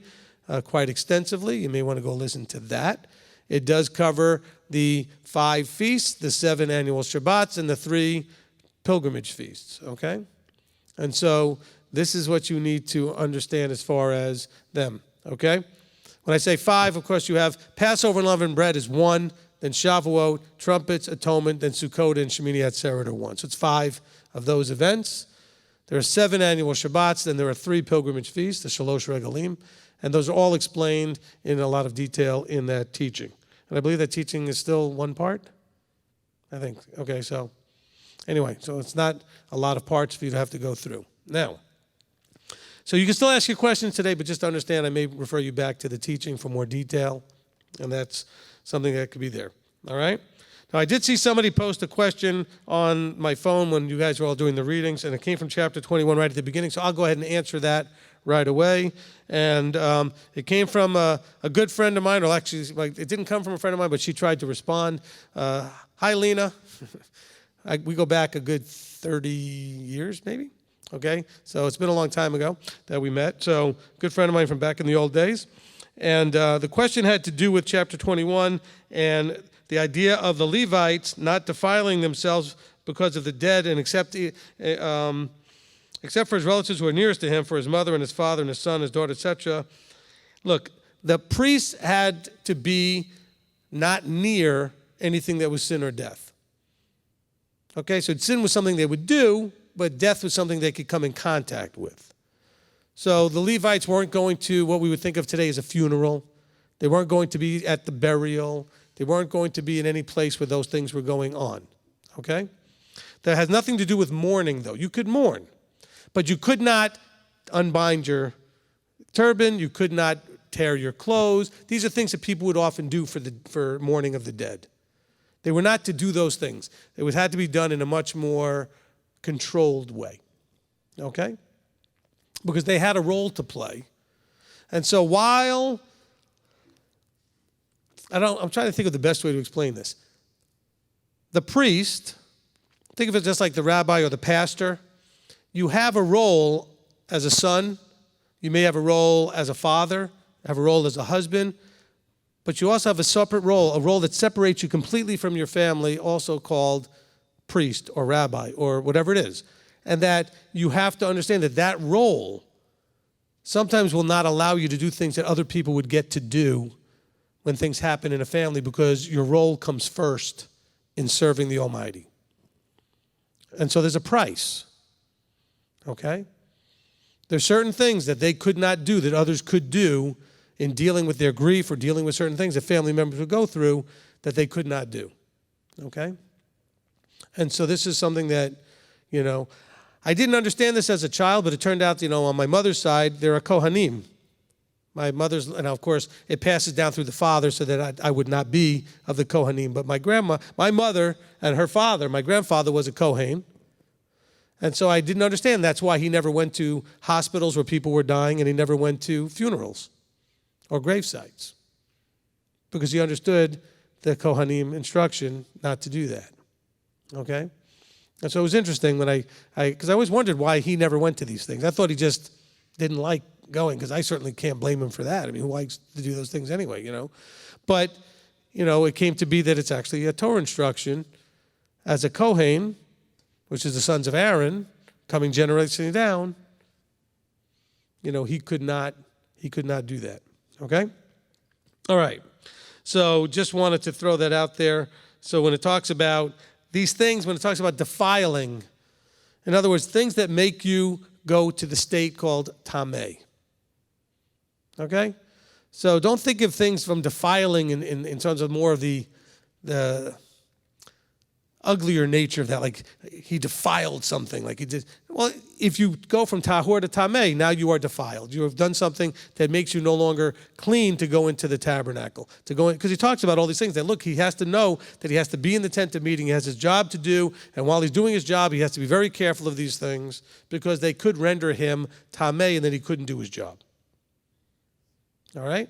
So hopefully that preemptively answered that one question, because I know somebody tried to get one in there before they got told, shh, don't talk during the readings, But I got to see that one question, so I wanted to get that in there. Okay, that being said, Manny, continue. You need your mic on. Okay. Let's see. 21. Betty has a question regarding Leviticus 21:4. Does this mean priests cannot mourn their wives? Yeah, that's the answer. That was the question I was answering. Oh, sorry. That is that's the exact question I was answering. Yes, you can Okay. you can mourn your wife. Look, let's read it again. It says, no one is to be defiled for the dead among his people, specifically talking to the priests, the sons of Aaron, except for his relatives who are nearest to him, his mother, his father, and his son, and his daughter, and his brother. And of course, wives are not mentioned there, okay? But remember, wife is always considered a part of you. So it's already implied that is the closest thing. Remember, the wife is like your own, even Paul explains, your wife is like your own body. Mm-hmm. Okay? So I know that wife is not mentioned there, but that's because there didn't seem to be a need. Because wife is the closest of all of those family members. All right? Okay. Good question. Okay, chapter 21, verse 5. John would like to know, what is being talked about, not cutting the corner of your beard? Okay, it really had to do with, remember, these are instructions for the priests. And there were over many, of the millennia, there were different priesthoods, especially back in those days, that would do all kinds of things as far as, some cultures, they tied bones into their beards, or they would make markings and carvings into their beards, or they would twist them into all different types of shapes and separate them into different numbers of things, or whatever they would do, tying and twisting and carving. And basically this is saying, look, you're not to do the things like the pagans were doing. And so it had to do with shaping the beard into a particular shape. Now remember, they're coming out of Egypt, and I've told you that a lot of it has to do with the rounding the corners or the shaving the beard, has to do with making it into those long, pointy chin beard things that you would see always in the Egyptian carvings and the Egyptian wall paintings, etc. That and even every movie that you see where it depicts the pharaohs with these long, braided and pointy things coming off the chin. I think that's what it's talking about. It has to do with the priests not looking like the pagan priests. Because remember, appearances matter. If somebody sees you walking around and you look like something, they would think you're that something. So if your dress and your physical appearance is like a priest of Molech or a priest of Dagon, they would just guess that you might be a priest. All right? I'll give you an example on the other side of it. I used to wear my kippah, right? The little, like a yarmulke, a kippah on my head, as a Jew would wear when I was walking around in Knoxville as I was teaching and running a congregation up there. And being in Knoxville, wearing tzitzit and having a kippah on, I had to be a rabbi. Now, they weren't wrong. I was a rabbi. But, people walked up to me and they would say, are you a rabbi? Because, after all, nobody in this town is walking around with tzitzit and a yarmulke who's not a rabbi. Because there's just so few Jews that were living in that town. But their mind saw the trappings and the appearance, and they put it together and said, I bet you that's a rabbi. Just like if you had a beard like the priests of another pagan, religion, they may say you might be one of them. Okay? And so Yahweh did not want us to look like or imitate what they do. Okay, next question. One affiliated with that one, somebody asked just a minute ago, does it mean that beards are required, 21:5? No. Okay, and again, that had to do with also 17:19. Where is that? Let me get to that again. 17, where is it? Where is it? No, it's 19:17. 19 something. Where is that verse? 19:27. Do not round the corners of your head or destroy the corners of your beard. Okay, we covered that last time. I'll cover it again. This is telling you, if you have a beard, don't do this. It doesn't say you have to have a beard. Okay? There's things addressed that say, don't do this, this, and this, but you know what? It's only if you're a woman. Or this, and this, but it's only if you're a man. Or this, and this, if you own an ox. You don't have to worry about it if you don't own an ox. Okay, like there are verses that tell you if your ox gores somebody, if your ox does this, if your ox does that, it doesn't mean you have to have one. Okay, follow the logic that that people will use. There's lots of verses about, grain. Well, what if you're not a farmer? Well, then you don't have to worry about it. It doesn't say you have to be a farmer and have to have grain. But if you do, you got to bring the first fruits and do certain things with it. Okay? If you have sheep, You have to bring the firstborn, and you have to do certain things with it. But it doesn't mandate you have these things. Same thing with the beard. Now, take it from the other side of it. I said this the other week. I'll say it again today. Yahweh is not going to require something that people can't do. And let's face it. You all know some people that no matter how much, and there are people that can't grow beards that don't care, but there are people that can't grow beards that are frustrated. They want to grow a beard, but they just can't do it. They do not have the genetical makeup that produces the hair for a beard. Okay? And so we all know that there are just people that just can't do that. And so Yahweh's not going to be holding them in some negative light because they can't grow a beard. He's simply saying, I don't want you, if you have one, to do certain things, which is why you will find some of the Orthodox Jews actually are clean-shaven. There are some that are clean-shaven and others that have full beards. And so, because those are your two options, clean-shaven and full beard. I'm not sure how I feel about what we would normally think of as the goatee, because that gets more and more towards the rounding the corners or the shaving the sides of your beard to just have the little thing in the front here and the mustache and the chin. And so I used to have that years and years ago before I was in ministry. I don't think I would go there again just to be cautious. There are some people in ministry that I know very well that that's what they have. So I'm certainly not judging it because it's really not clear today what that looked like then that Yahweh was trying to get them not to do. Whatever he was telling them not to do, they knew exactly what it looked like because there were people doing it in that time where they lived. So they would know exactly what that meant. So you want to be safe and conservative and maximalist on this, have a beard or have no beard. Okay? That's the way I would say, have a beard or have no beard. Now, some of you just want to have a mustache. That's neither a beard or no beard. That's fine. I mean, it's not the whole part beard thing going on. That's fine, okay? It's amazing that we have to sit here discussing facial hair. Okay, next question. Well, the gentleman, Benjamin, he said, thank you. I'm still learning and would like to grow a beard, but my job doesn't allow it. And you're fine. You don't need to have a beard, okay? Look, I used to, and it got people upset and I don't know, whatever, but I used to shave my beard right around this time of year every year and have a clean face through the summer because there's a lot less issue with the heat and everything else to have a beard. And I'd grow it back at Sukkot for the winter. So half the year I had a clean face and half the year. Now look, I hate shaving, so I'd rather have a beard. Because with a beard, you mess with it once a week, twice a week, and you can get away with that because it all blends in enough, it doesn't look terrible. When you have a clean face, you got to kind of do it like almost every day, or some people twice a day just to keep it clean, and that's a lot of work, and it's terrible on the skin burn and everything else from shaving. So I hate that part. So I also like the fact that with the beard, I get less arguments and finger pointing from people who say, "Where's your beard?" Blah blah blah blah blah. We actually had one guy leave.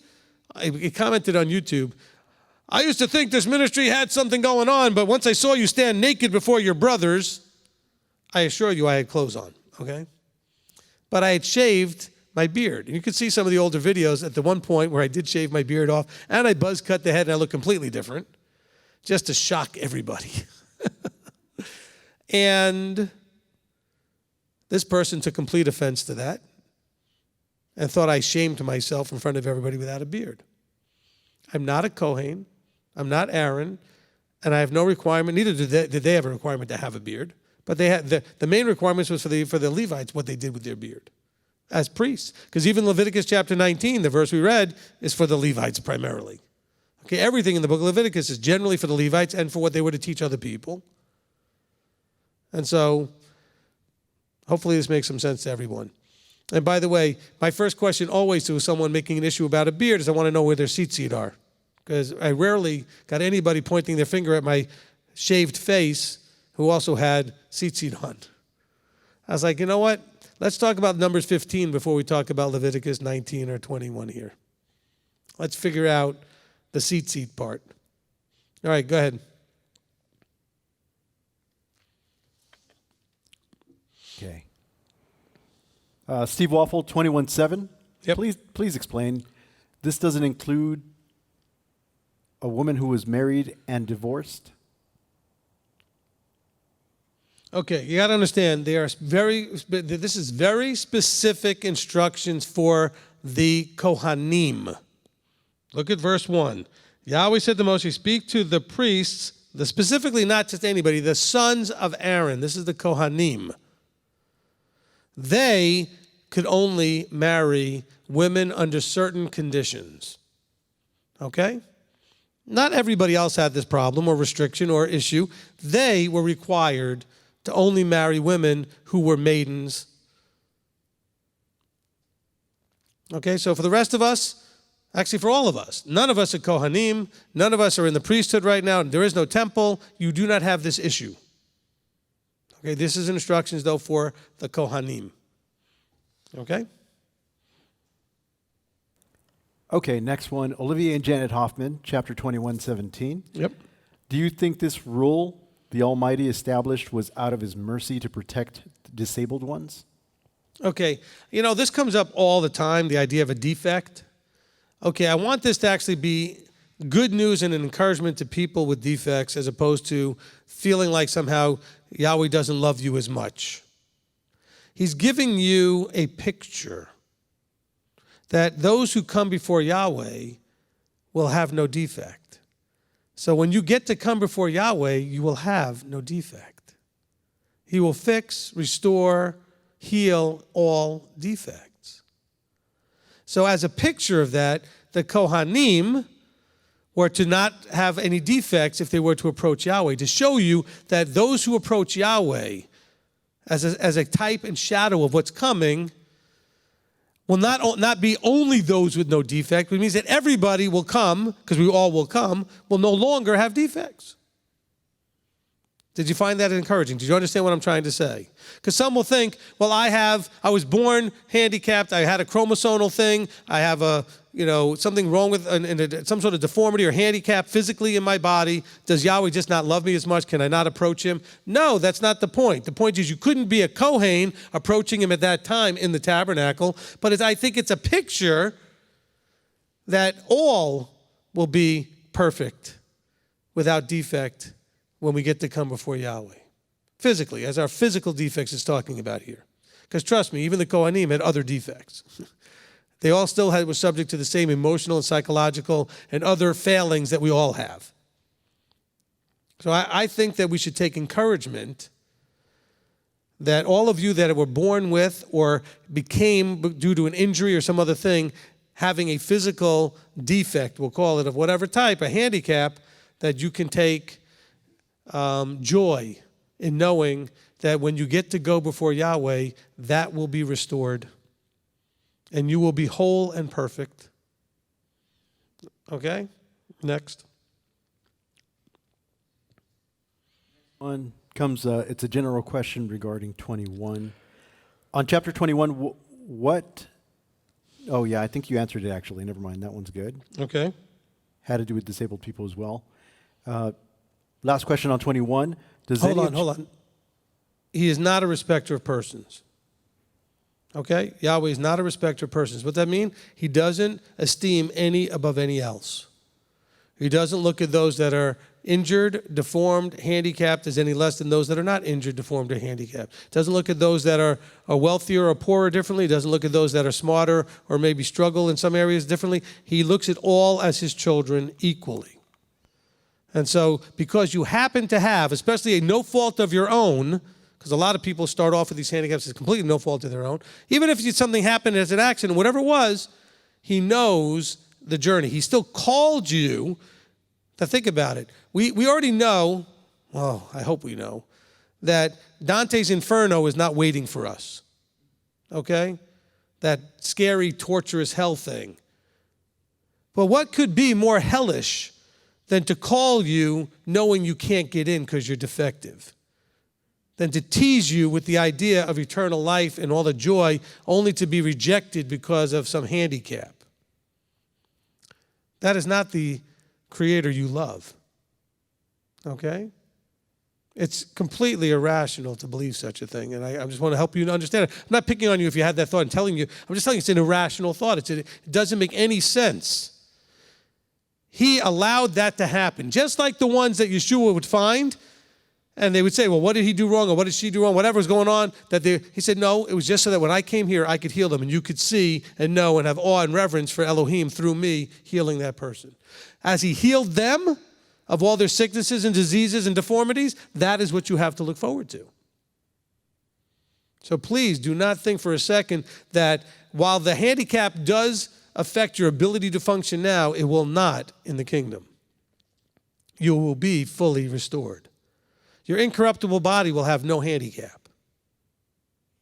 And he does not love you less because of it. It's simply saying for this unique and specific function of priesthood, you couldn't do it if. Now, by the way, you notice in the one verse, and Brianna was reading that, and I kind of made a little correction where she said he does not eat. It actually says he does eat. So the person who's defective can eat of the stuff, he just can't perform certain ceremonies. He's still allowed to participate and receive the blessing of being born a Kohen, even though he was not to participate in bringing forth the offerings. Okay? All right. Okay, 21. Lee would like to know, does any of chapter 21 apply to the Melchizedekian priesthood? Which chapter? 21? 21 in general. No. It's completely focused on what it says in verse 1. This is to Aaron and his sons. Okay? And Steve Waffle had a re-question to what you had just spoken about. 21:21, no man has a defect shall come near to Yahweh. Could this imply the need for our Messiah as we could not come near the Father because of our defectiveness? That, I would say, is one way of looking at it. Okay? But I don't want you to think of it just that way, because then you're offloading that whole thing as if somehow, okay, I'm still going to stay defective, but his perfection is now going to be looked at. No, you're going to be perfect. He's going to restore, fix, and give you a perfect, incorruptible body. All right? That is what you have in your future. Got it. The thing that you need Yeshua for is that he's going to be the part that's unstained.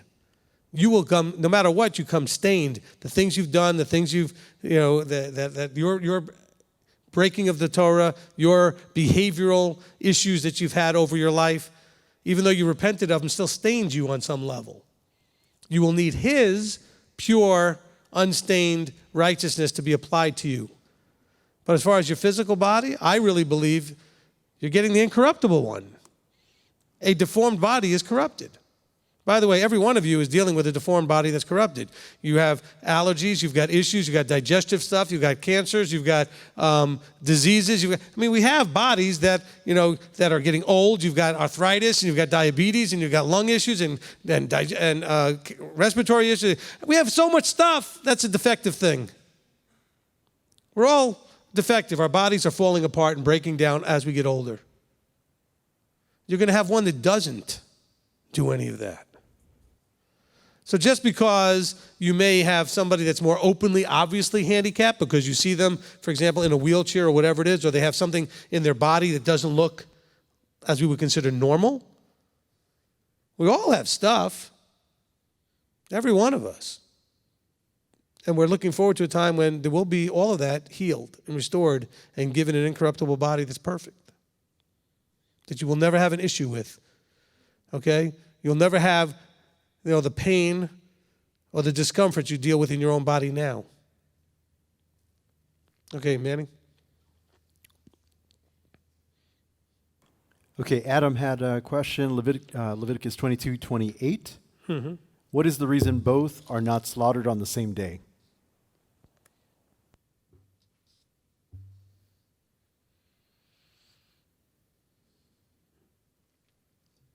I don't have a good answer for you there. There's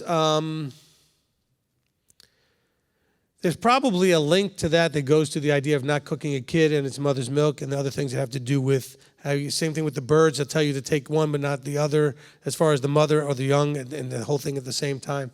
There's all kinds of things with that. And so thankfully we don't need to understand that now because it's not something we're doing now. When it starts up again, when there's a temple and a priesthood, they will know what to do. Okay?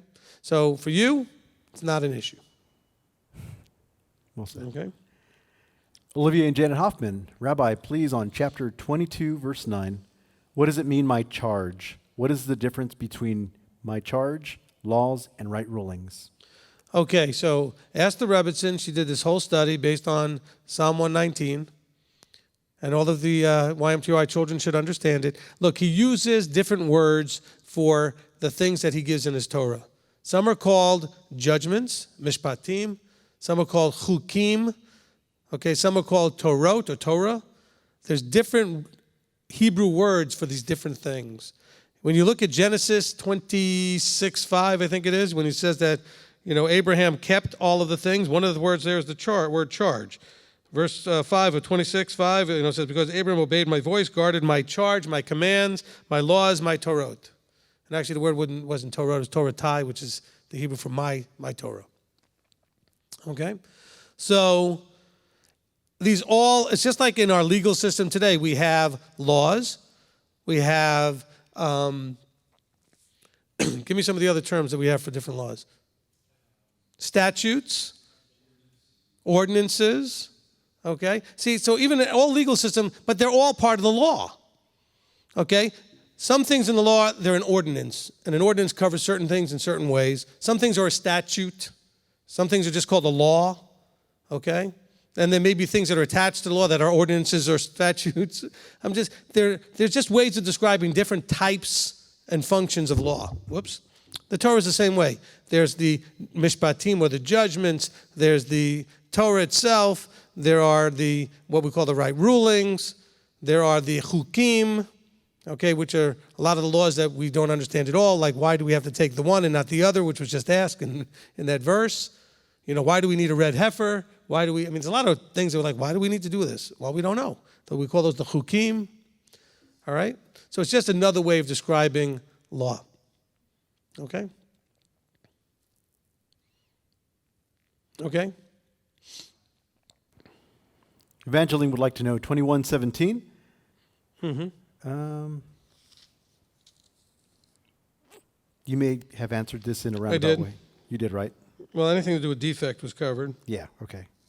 I think I accidentally left that one in there when I was switching them around. Okay.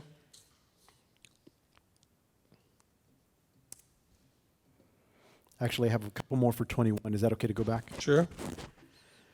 Baskin had Leviticus 21:17 to 23. This is only for the Levitical priesthood and temple, isn't it?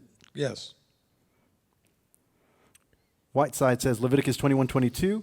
He may eat both the most holy and the holy food of his God. What's the difference between holy and most holy? It had to do with the type of offering. It's simply saying that he can't make the offering. But remember, in Leviticus earlier, we talked about in the offerings that not only what needed to be done, who had to bring it, why they had to bring it, and how it would be handled, but who got to eat of it. And in this case, these Kohanim, by birth, could not bring the offering, which is what it says in verse 17. It says, any who has a defect is to draw near.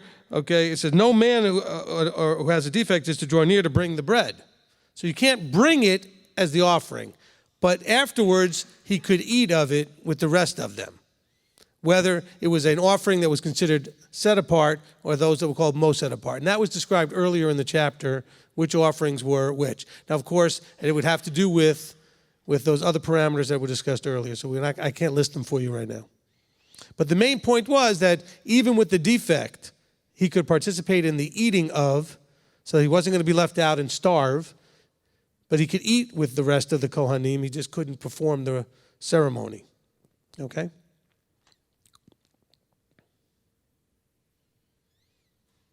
Okay. Oops.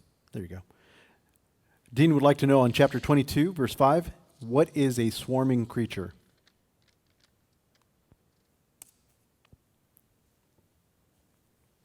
Okay, we're talking about when it talks about in Leviticus 11, it talks about those things that creep.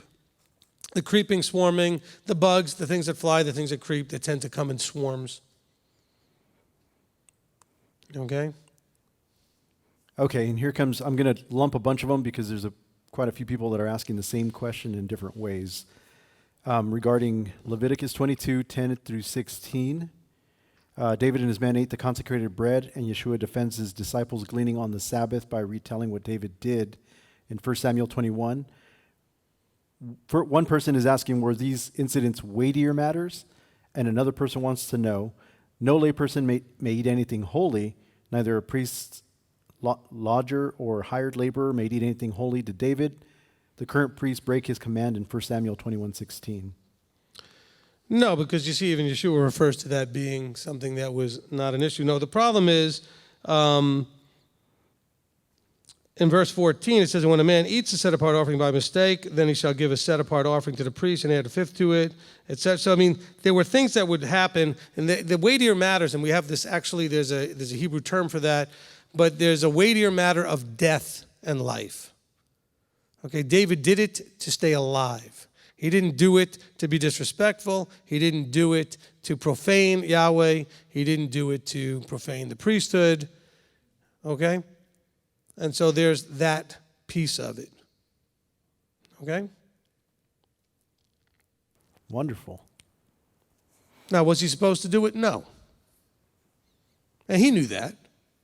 But it was, where they were. Okay? Wow.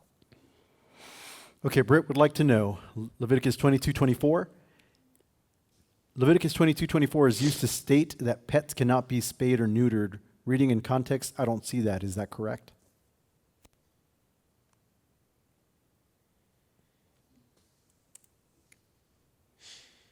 Okay, so I didn't know that people were using that verse for pets.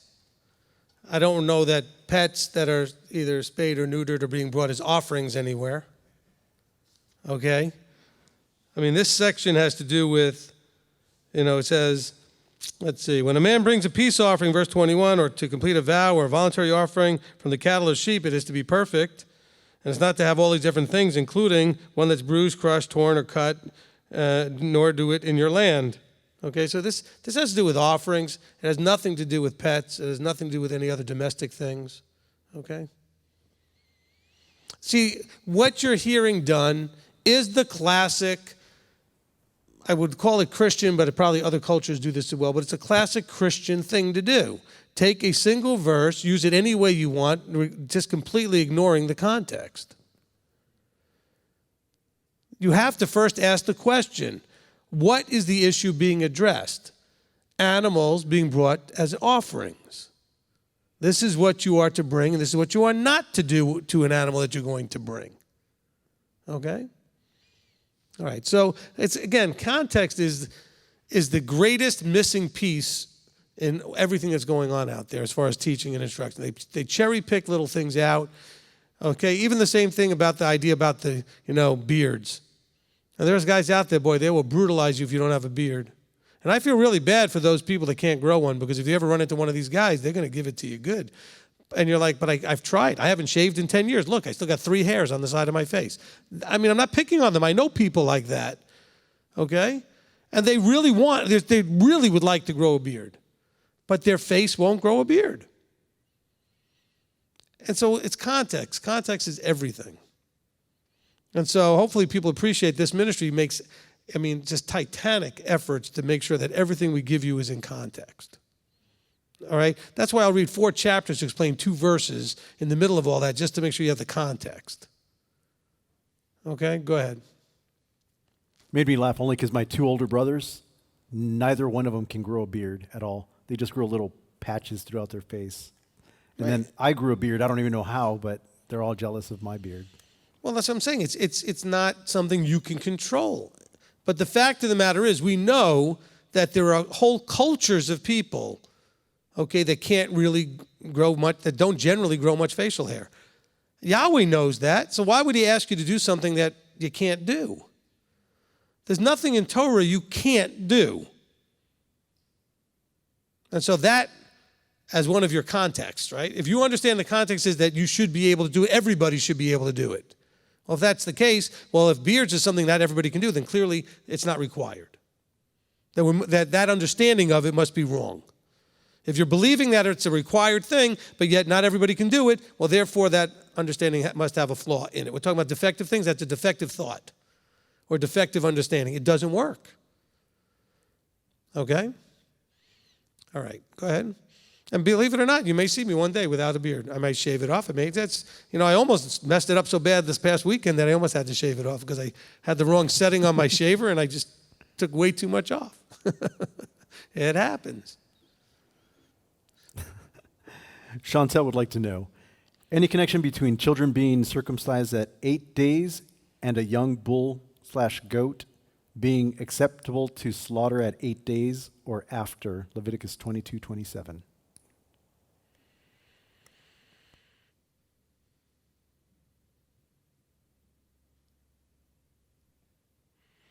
I'm sure there's a lot to do with the weaning of that animal, and I don't know. It's, again, things I don't know enough about animals, okay?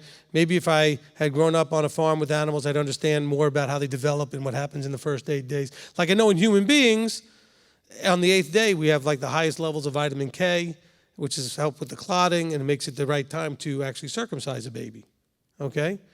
But, I don't know what that deal is with animals, so I can't answer that question. What I can tell you is, it's information you do not need to know to understand what you need to do at this point in your walk. Okay? Okay, chapter 23. Mark would like to know, Leviticus 23:16. On the Hillel calendar we follow now, which date is the 7th Sabbath? I think I announced that during the announcements, May 29th, Friday. See, the question that you're asking me is because you are not understanding how it doesn't end up on a Sunday, okay? And so let's cover that because shockingly, somebody actually asked that question. No, I expected that question at some point. Of course, they waited till 4 minutes to 10 to ask it, but that's okay. We had to work our way through chapters 21 and 22 to get there. All right, let's take care of this, and it's going to take 2 weeks to do it because next week we cover the other piece of the puzzle in chapter 25, okay? So this portion, it would be nice if this Torah portion covered 23 and 25 because they actually address the issue more completely, but it just doesn't work out that way. All right. So many people, including in Yeshua's day, the Sadducees and the Pharisees, have debated how to apply the understanding of Shavuot, the counting of the Omer, and how we get to the 50th day. This is debated today. I've lost people from the group over this over the years. And no matter how we did it, we had people that argued with it and fought with it and everything else. Let's look at Leviticus 23. It starts off with, speak to the children of Israel and say, these are the appointed times, verse 2. The first one it talks about is Shabbat in verse 3. Then it talks about in verse 4, these are the appointed times to set apart gatherings in addition to Shabbat, right?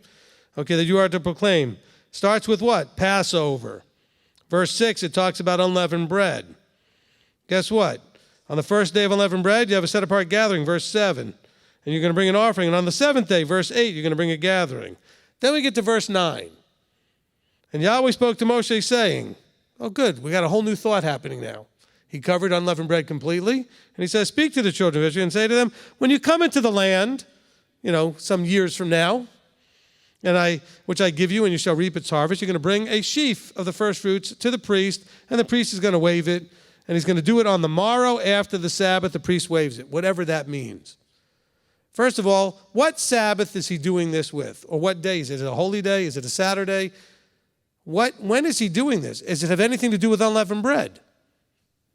Doesn't appear so. If you were just reading this straight through, you would think this happens after unleavened bread because it's being discussed after they're finished talking about unleavened bread. Traditionally, though, we've always linked it to either the Saturday or the first holy day during unleavened bread. I mean, that's how we've traditionally looked at this. So those are the two arguing groups over this, the two main ways. But yet, this is a thought that's being talked about after we finish talking about unleavened bread. And then it talks about, after you bring this wave sheaf, in verse 11, then we get down to verse 15, and it says that from the morrow after the Sabbath, from the day that you brought the sheaf, so we're talking about whatever that day was, you're going to count for yourself 7 completed Sabbaths. Now in the Hebrew it says Sheva Shabbatot. Sheva Shabbatot. 7 Shabbatot Sabbaths. So our natural inclination is to think, okay, he's counting 7 Saturdays to the day after that puts you on a Sunday every time. Well, absolutely, that could work. Does it have to be, though? Because you have to understand, it's talking about weeks also. In the Hebrew, it means saying is counting Sabbaths is like counting weeks. That's why it's called the Feast of Weeks. All right? And it's called Shavuot, which has the idea of having Shabbat almost in there and also Sheva in there, 7. So Shavuot, the Feast of Weeks. And so you're counting weeks. Now you have to understand, we have a 7-day calendar for a week nowadays, right? We've been living with that for many, many, even hundreds of years, 7-day weeks. They didn't always have 7-day weeks. They experimented back in the days around Yeshua's time with 8-day weeks, 9-day weeks, and other type of things to form their way of telling time. They were doing a 7-day cycle. From the beginning of creation, it was a 7-day cycle. 6 days the Yahweh worked, and on the 7th day he rested. 7-day cycle. But you're thinking only through your modern mind. And the modern mind is, well, there was always a 7-day week. Actually, there wasn't. So he was telling them, I want you to count. He didn't just say, I want you to count weeks, because weeks would have been too ambiguous. I want you to count 7 complete sevens. 7 complete. Now, you might be saying, Rabbi, you're stretching things a whole lot. Well, let's go to chapter 25. Okay, we'll cover this again next week because the question will come up again. So I get to be redundant. Okay, so chapter 25 and in verse 8. Now, bear in mind, we're talking about here dealing with the Shemitah year or the Jubilee year. Okay? In verse 8 it says, and you shall count 7 Sabbaths of years for yourself, 7 times 7 years, and the time of the 7 Sabbaths of years shall be to you 49 years. So we're getting to the Jubilee, to the 50th year, the Yovel. You know what that phrase is in Hebrew there? Sheva Shabbatot. I'm not talking about like a different derivation. It's literally the exact same phrase, same words as in Leviticus 23. So are they counting Saturdays in Leviticus 25? No, it's counting years. So count 7 Sabbaths of years. In other words, 7 sets of 7. Okay? To get to 49. But yet he says, Sheva Shabbatot. What Saturdays are we counting? We're not counting any Saturdays. So the phrase does not mandate that we're talking about Saturdays or Sabbaths as we think of as a weekly Sabbath. And the reason to count may be because it's one thing to count that you're just going to be counting every Saturday. Okay, that's 7, 14, 21, 28, whatever. Or the fact that if it's starting at some odd part of the week, that you actually have to kind of keep track of. It's a little tougher. But just remember, I'm not saying that the one is right, the one is wrong. We are doing Hillel. Hillel does it where you end up counting from the first holy day. Okay, the day after the first holy day. What I'm doing is making a case for that both methods can be argued for. So just be careful when you're arguing and thinking that there is no justification for the counting the way Hillel does it. Yes, there is. There is precedence here to show that Sheva Shabbatot doesn't mean in itself Saturdays. Otherwise, Leviticus 25 would be a very hard verse to try to understand. Because you're not going to get 49 years counting Saturdays 7 times. Okay? You're going to be counting a lot of Saturdays to get 49 years. So let's be careful with that, all right?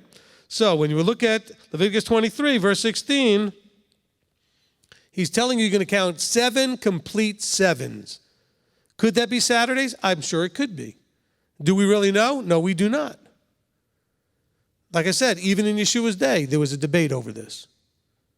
One did it one way, one did it the other way. The 2 major groups that were there. I do not remember which did it which way, so don't ask me. Okay? But there was a hard... Look, the Sadducees and Pharisees completely differed on many calendar issues. They differed on how you counted the crescent versus the dark moon. They've differed on how you counted Shavuot. They differed on almost everything calendar-wise. Guess what? We're no different today. The more things change, the more they stay the same. Right? So hopefully that answered the question a little bit. If you want to know why we chose Hillel, listen to the teaching called Making the Calendar Decision. Okay, explain why we're using Hillel. I do not explain why it's right and all the other ones are wrong, blah, blah, blah. I just explain why we have chosen to use Hillel at this moment in time. Will that change someday? Who knows? That's on Yahweh's choice and his leading. I felt led, for the reasons on that teaching, to do this for now. Okay? All right? Because if you're going from a literal scriptural point of view, all of your arguments don't hold any water at all, because nowhere in Scripture does it tell you to start counting the Omer during unleavened bread. Not one verse. Oh, but Yeshua was the wave sheaf offering. It never says that. Okay? It never says that. There may be some hints at it, etc. I'm not saying there aren't some things that you can interpret. There's lots of things in Scripture you can interpret all kinds of ways. It never says that. So we have been doing something because that's traditionally how it's been being done. Okay? Whichever way you do it. Either with the Sunday during unleavened bread or the day after the first holy day of unleavened bread. These are both the way that is the best we understand that people have been doing. There is no scripture to give us that. It says, and when you come into the land which I give you, and shall reap its harvest and bring the sheaf to the priest, he's going to wave it, and then you're going to start counting. Well, when is that? You know what? For unleavened bread, it says on the 15th day of the first month. For Passover, it says on the 14th day of the first month. For trumpets, it says on the first day of the 7th month. For atonement, the 10th day. It gives you an exact date, but not for Shavuot. It is what it is. We're stuck. Okay? So just keep that all in mind before you start, because I have a lot of people out there that left and thought I was completely wrong when we stopped doing Shavuot on a Sunday every year. Listen, it's not the reason I picked it, but the more I can avoid doing anything on a Sunday, the more I'm happy.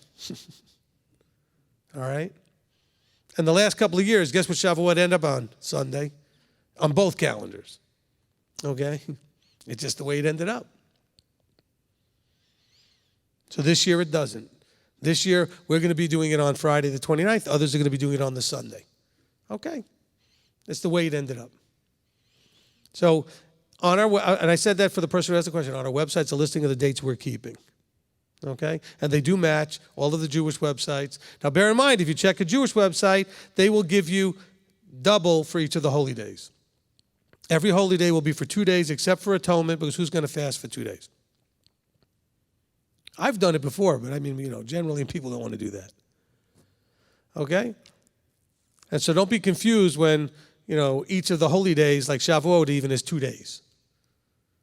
Okay? Because they thought that once you're not, now in Israel it's only 1 day. But in the dispersion, they do things for 2 days. Okay, go ahead. So just think about it. If you were Jewish in the dispersion and you had to tell your boss you needed off from work, now not just 1 day at the beginning of unleavened bread, 1 day at the end, now you need 2 and 2. Now you're asking for 4 days off, plus 2 for Shavuot, and 2 for trumpets, 2 for the first day of Sukkot, and 2 for Shemini Atzeret. Now you're taking a lot of time off. All right, go ahead. Okay, I'm going to blend 2 questions here. Same exact question for 2 different verses, 23:17 and 23:27. Afflict your beings. Does this mean fasting? And by the way, can you fast on Shabbat, on Sabbaths? And then the same other questions, the same thing. What all should be included in afflicting your beings for the set apart day? Anything in particular in addition to the fasting? All right, again, these are good questions. Okay, let's just take the first one out of order here. I'll say, look, you can fast on Shabbat. Okay? It's not a problem. I wouldn't do it as necessarily as afflicting your being. You have to understand that there's a difference between afflicting your being and the way we may think of it. The verse does not come straight out and say that afflicting your being means fasting.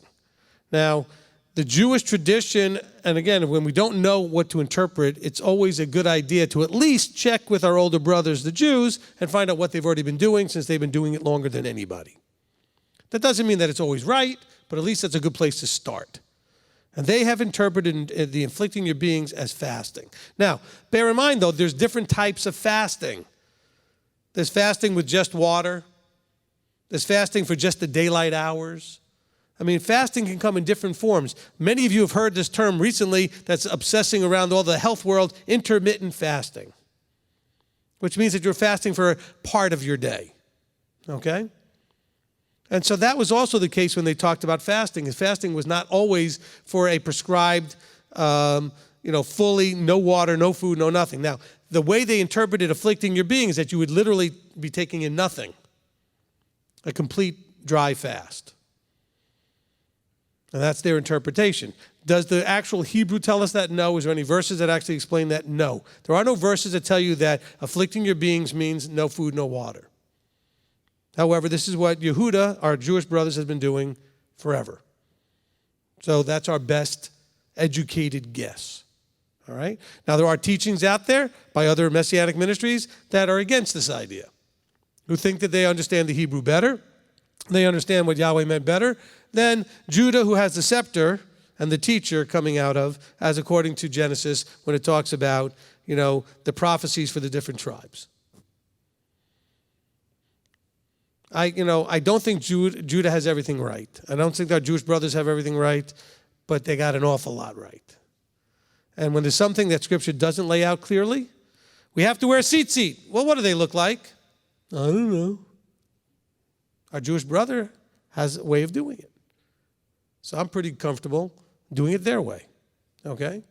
Because I really have no other options. There's no description anywhere in about tzitzit. It says, it doesn't tell you how many strings, if they need to be tied or not, into knots or not, into wraps or not. It doesn't tell you anything. It just says make one of the strings blue, which, by the way, means the other strings are left alone.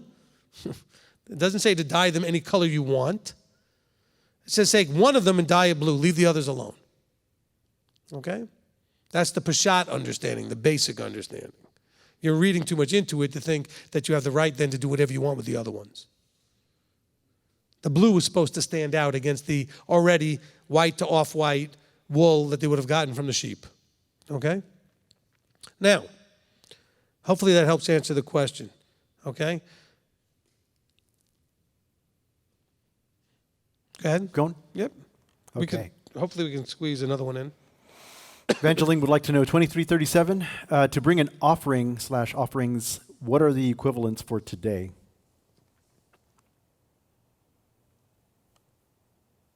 All right, so the equivalent for today really is that you are today, I would say, required to do what's in Leviticus. Deuteronomy 16:16, when you come to the 3 feasts, you don't come empty-handed, you bring an offering. Okay, and that offering can be converted into money or whatever, gold or silver, as it says. As far as the day, look, there was offerings required for Shabbat, offerings required for all the holy days, offerings required for all kinds of things. We're not involved in a temple system at the moment. There's no temple, there's no priesthood, there's nothing to do. Okay?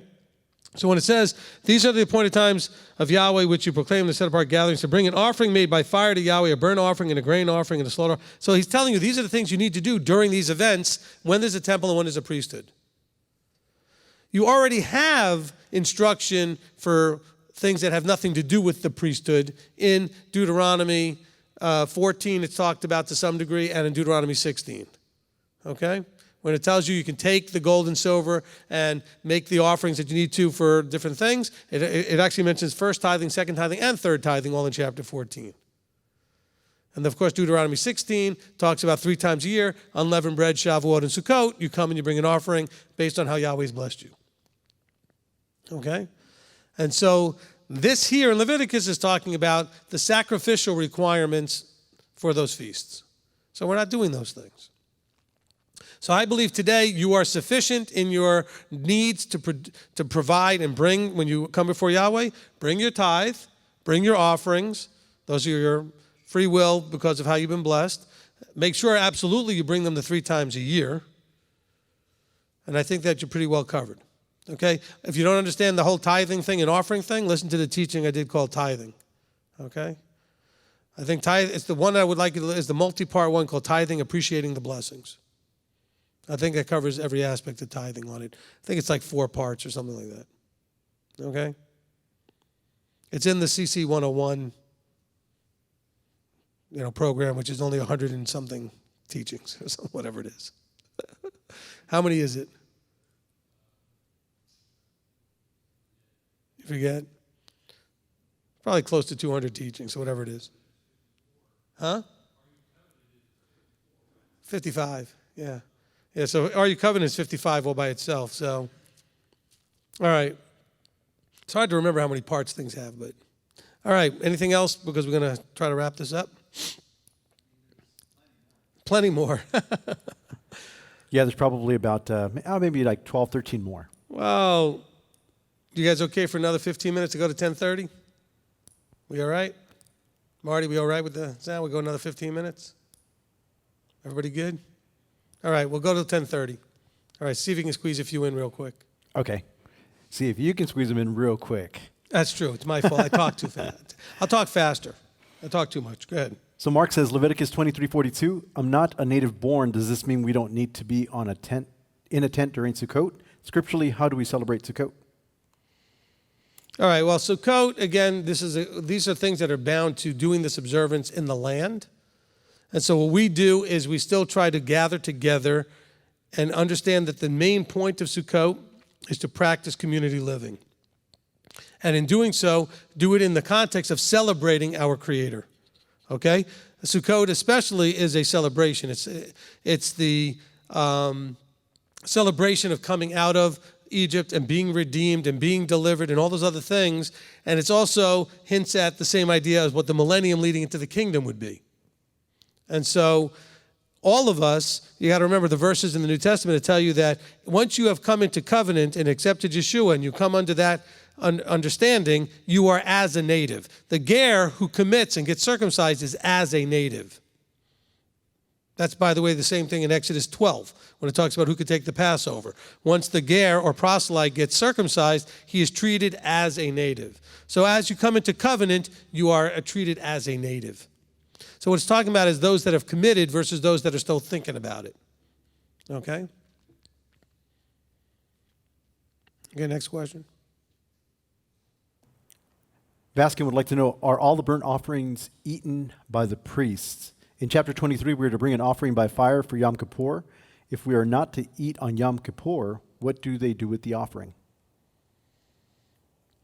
Okay, so again, these are things that do not involve you. I'm not trying to say it in a bad way. I mean, the priest would have to know what to do with it. There were offerings and things that were done with offerings that were completely burned up and the priest did not eat.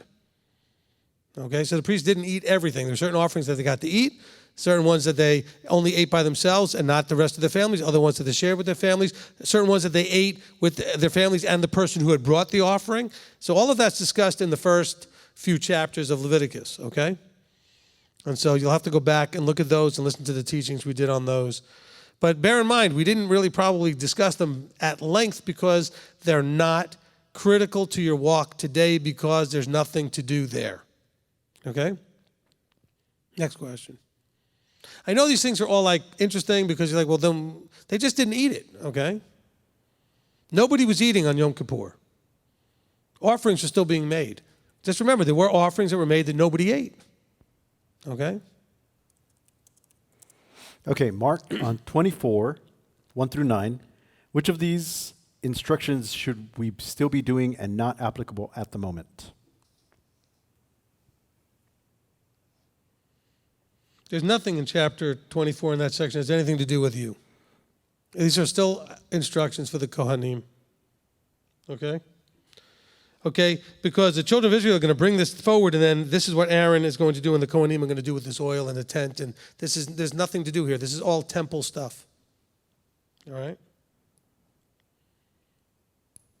Next question. Okay, next one, Whiteside, Leviticus 24:11. How his mother's name was Shelomith, daughter of Debri of the tribe of Dan.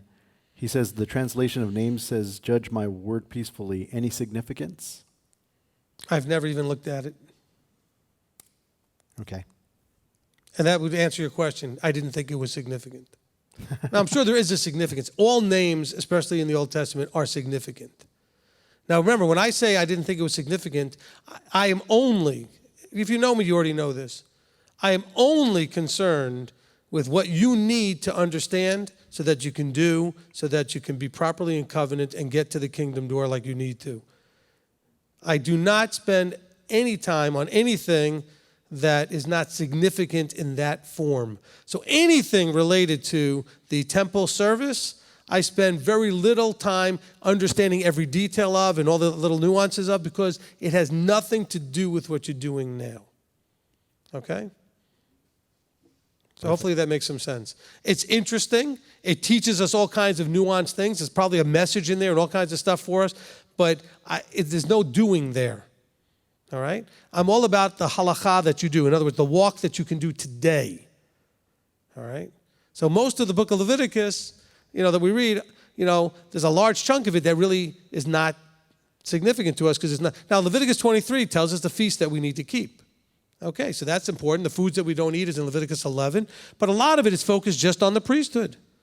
And when we interact with the priesthood bringing offerings, there's no significance for us today because there's nothing to do.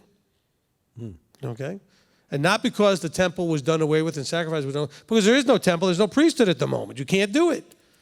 And why should I get you all excited about and distracted with when you have enough trouble doing what you can do with things that you can't do? I mean, let's be serious now. Why should I get you all confused and distracted and trying to figure out things that you can't even do when you're already struggling to figure out what the things that you can do that you're not doing? All right, go ahead. Olivia and Janet Hoffman, 24:16. Rabbi, so if they proved that Yeshua was guilty of blasphemy, he would have been killed by stoning, correct? I suppose they did not have witnesses proving he actually blasphemed his name? Yeah, you got to remember that they didn't kill him. They gave him to the Romans. The Romans killed him the way they kill people. Okay? Yes, but they would have stoned him, would have been what they would have done.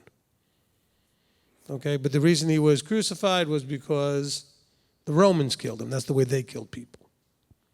Okay? Anonymous would like to know 24:17 through 21. Clearly we should not be physically harming others, but what should we take from this section to apply today? Generally to strive for the concepts of fairness and justice? Yes. Equal weights and measures. I mean, look, if when it talks about an eye for an eye, a fracture for a fracture, it's saying, look, let the punishment match the crime. Make something that's actually something that's balanced and makes sense that's being justified in that situation. Okay? Okay, Johnny would like to know, if I killed an animal when I was a kid, does this mean I deserve death based on Leviticus 24:18? No.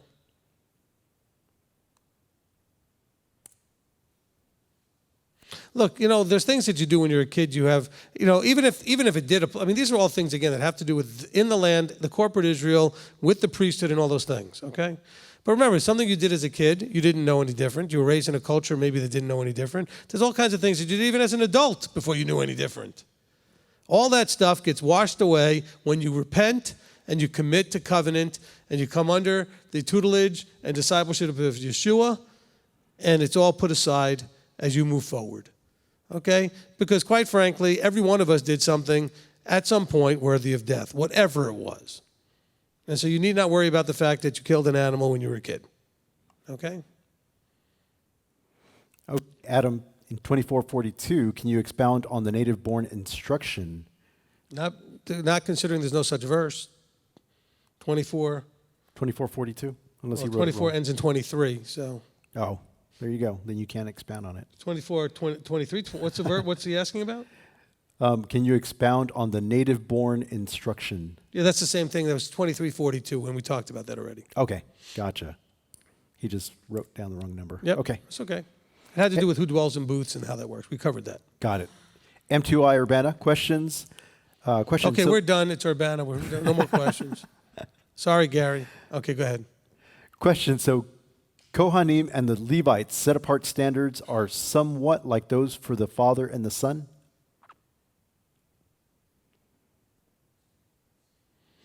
Okay, I think I know where Gary's going. Okay, so we teach about, do you know the Father and the Son, that there's different protocols of engagement for the Father than for the Son. That would be, yes, the same. The Kohanim had a higher standard of engagement and what they were required to do than other priests would be able to do. So that's why the instructions here for the Kohanim is that they could not do certain things, like as far as interacting with if somebody had died and different things related, that was holding them to a whole different standard. So yes, I will say, I think if that's where you were going, then the answer is yes. Okay? Kyle would like to know, what is blasphemy in the eyes of God? In my religion, it is very broad and mysterious. Could you make it more concrete so that we don't fall into it? Okay, the main thing that you need to worry about here, and this is a good question, I know it comes up, okay? The context is that you take the name on yourself. You claim to be his, you claim to represent him on some way, and you bring that name shame or dishonor. All right? I mean, they're giving specific details here of a very specific situation that really is not enough details to know exactly what this kid did. All right? But what we're being told is this blaspheming thing, and it really has to do with embarrassing and shaming the name. Invoking the name and connecting it to something it should never be connected to. Okay? All right? So essentially, for example, like when they made the golden calf and said, this is Yahweh. All right? They connected Yahweh's name to something it should never been connected to. Same thing as if you're claiming to be Yahweh's and you walk into a store on Saturday and you order something to buy, whatever it is, well, that's something that name should never been connected with. All right? So it has to do with that more than anything else. Does that cover it? I believe good? so. All right, good. Gary says, well, just so you know, I'm going back to Gary. Gary says, yes, that's exactly where I was going. I knew you would know what I meant. Todah, Rabbi. Okay, so in Discipleship 301 classes, we'll be teaching you how to read other people's comments and questions and understand them even though they don't say what they're saying. Okay, that'll be a 301 class. You know, interpreting what somebody means even though they didn't say it. It's not easy up here to try to figure out where, and Manny knows because Manny gets questions all the time, and then he comes to me and he goes for an answer, and then I have to first explain. I said, well, this is what I think they're really asking. He goes, oh, because it's not just so obvious, but after years you kind of get where this is what they're trying to ask. They just don't know how to use the right words for it. Yeah, it's pretty amazing when I've seen you do some of the stuff I've brought you. Well, you know, wow, that's amazing. Well, I don't think it's so amazing, but that's the annoying thing of what it is. But it has to do with a lot of years of experience too.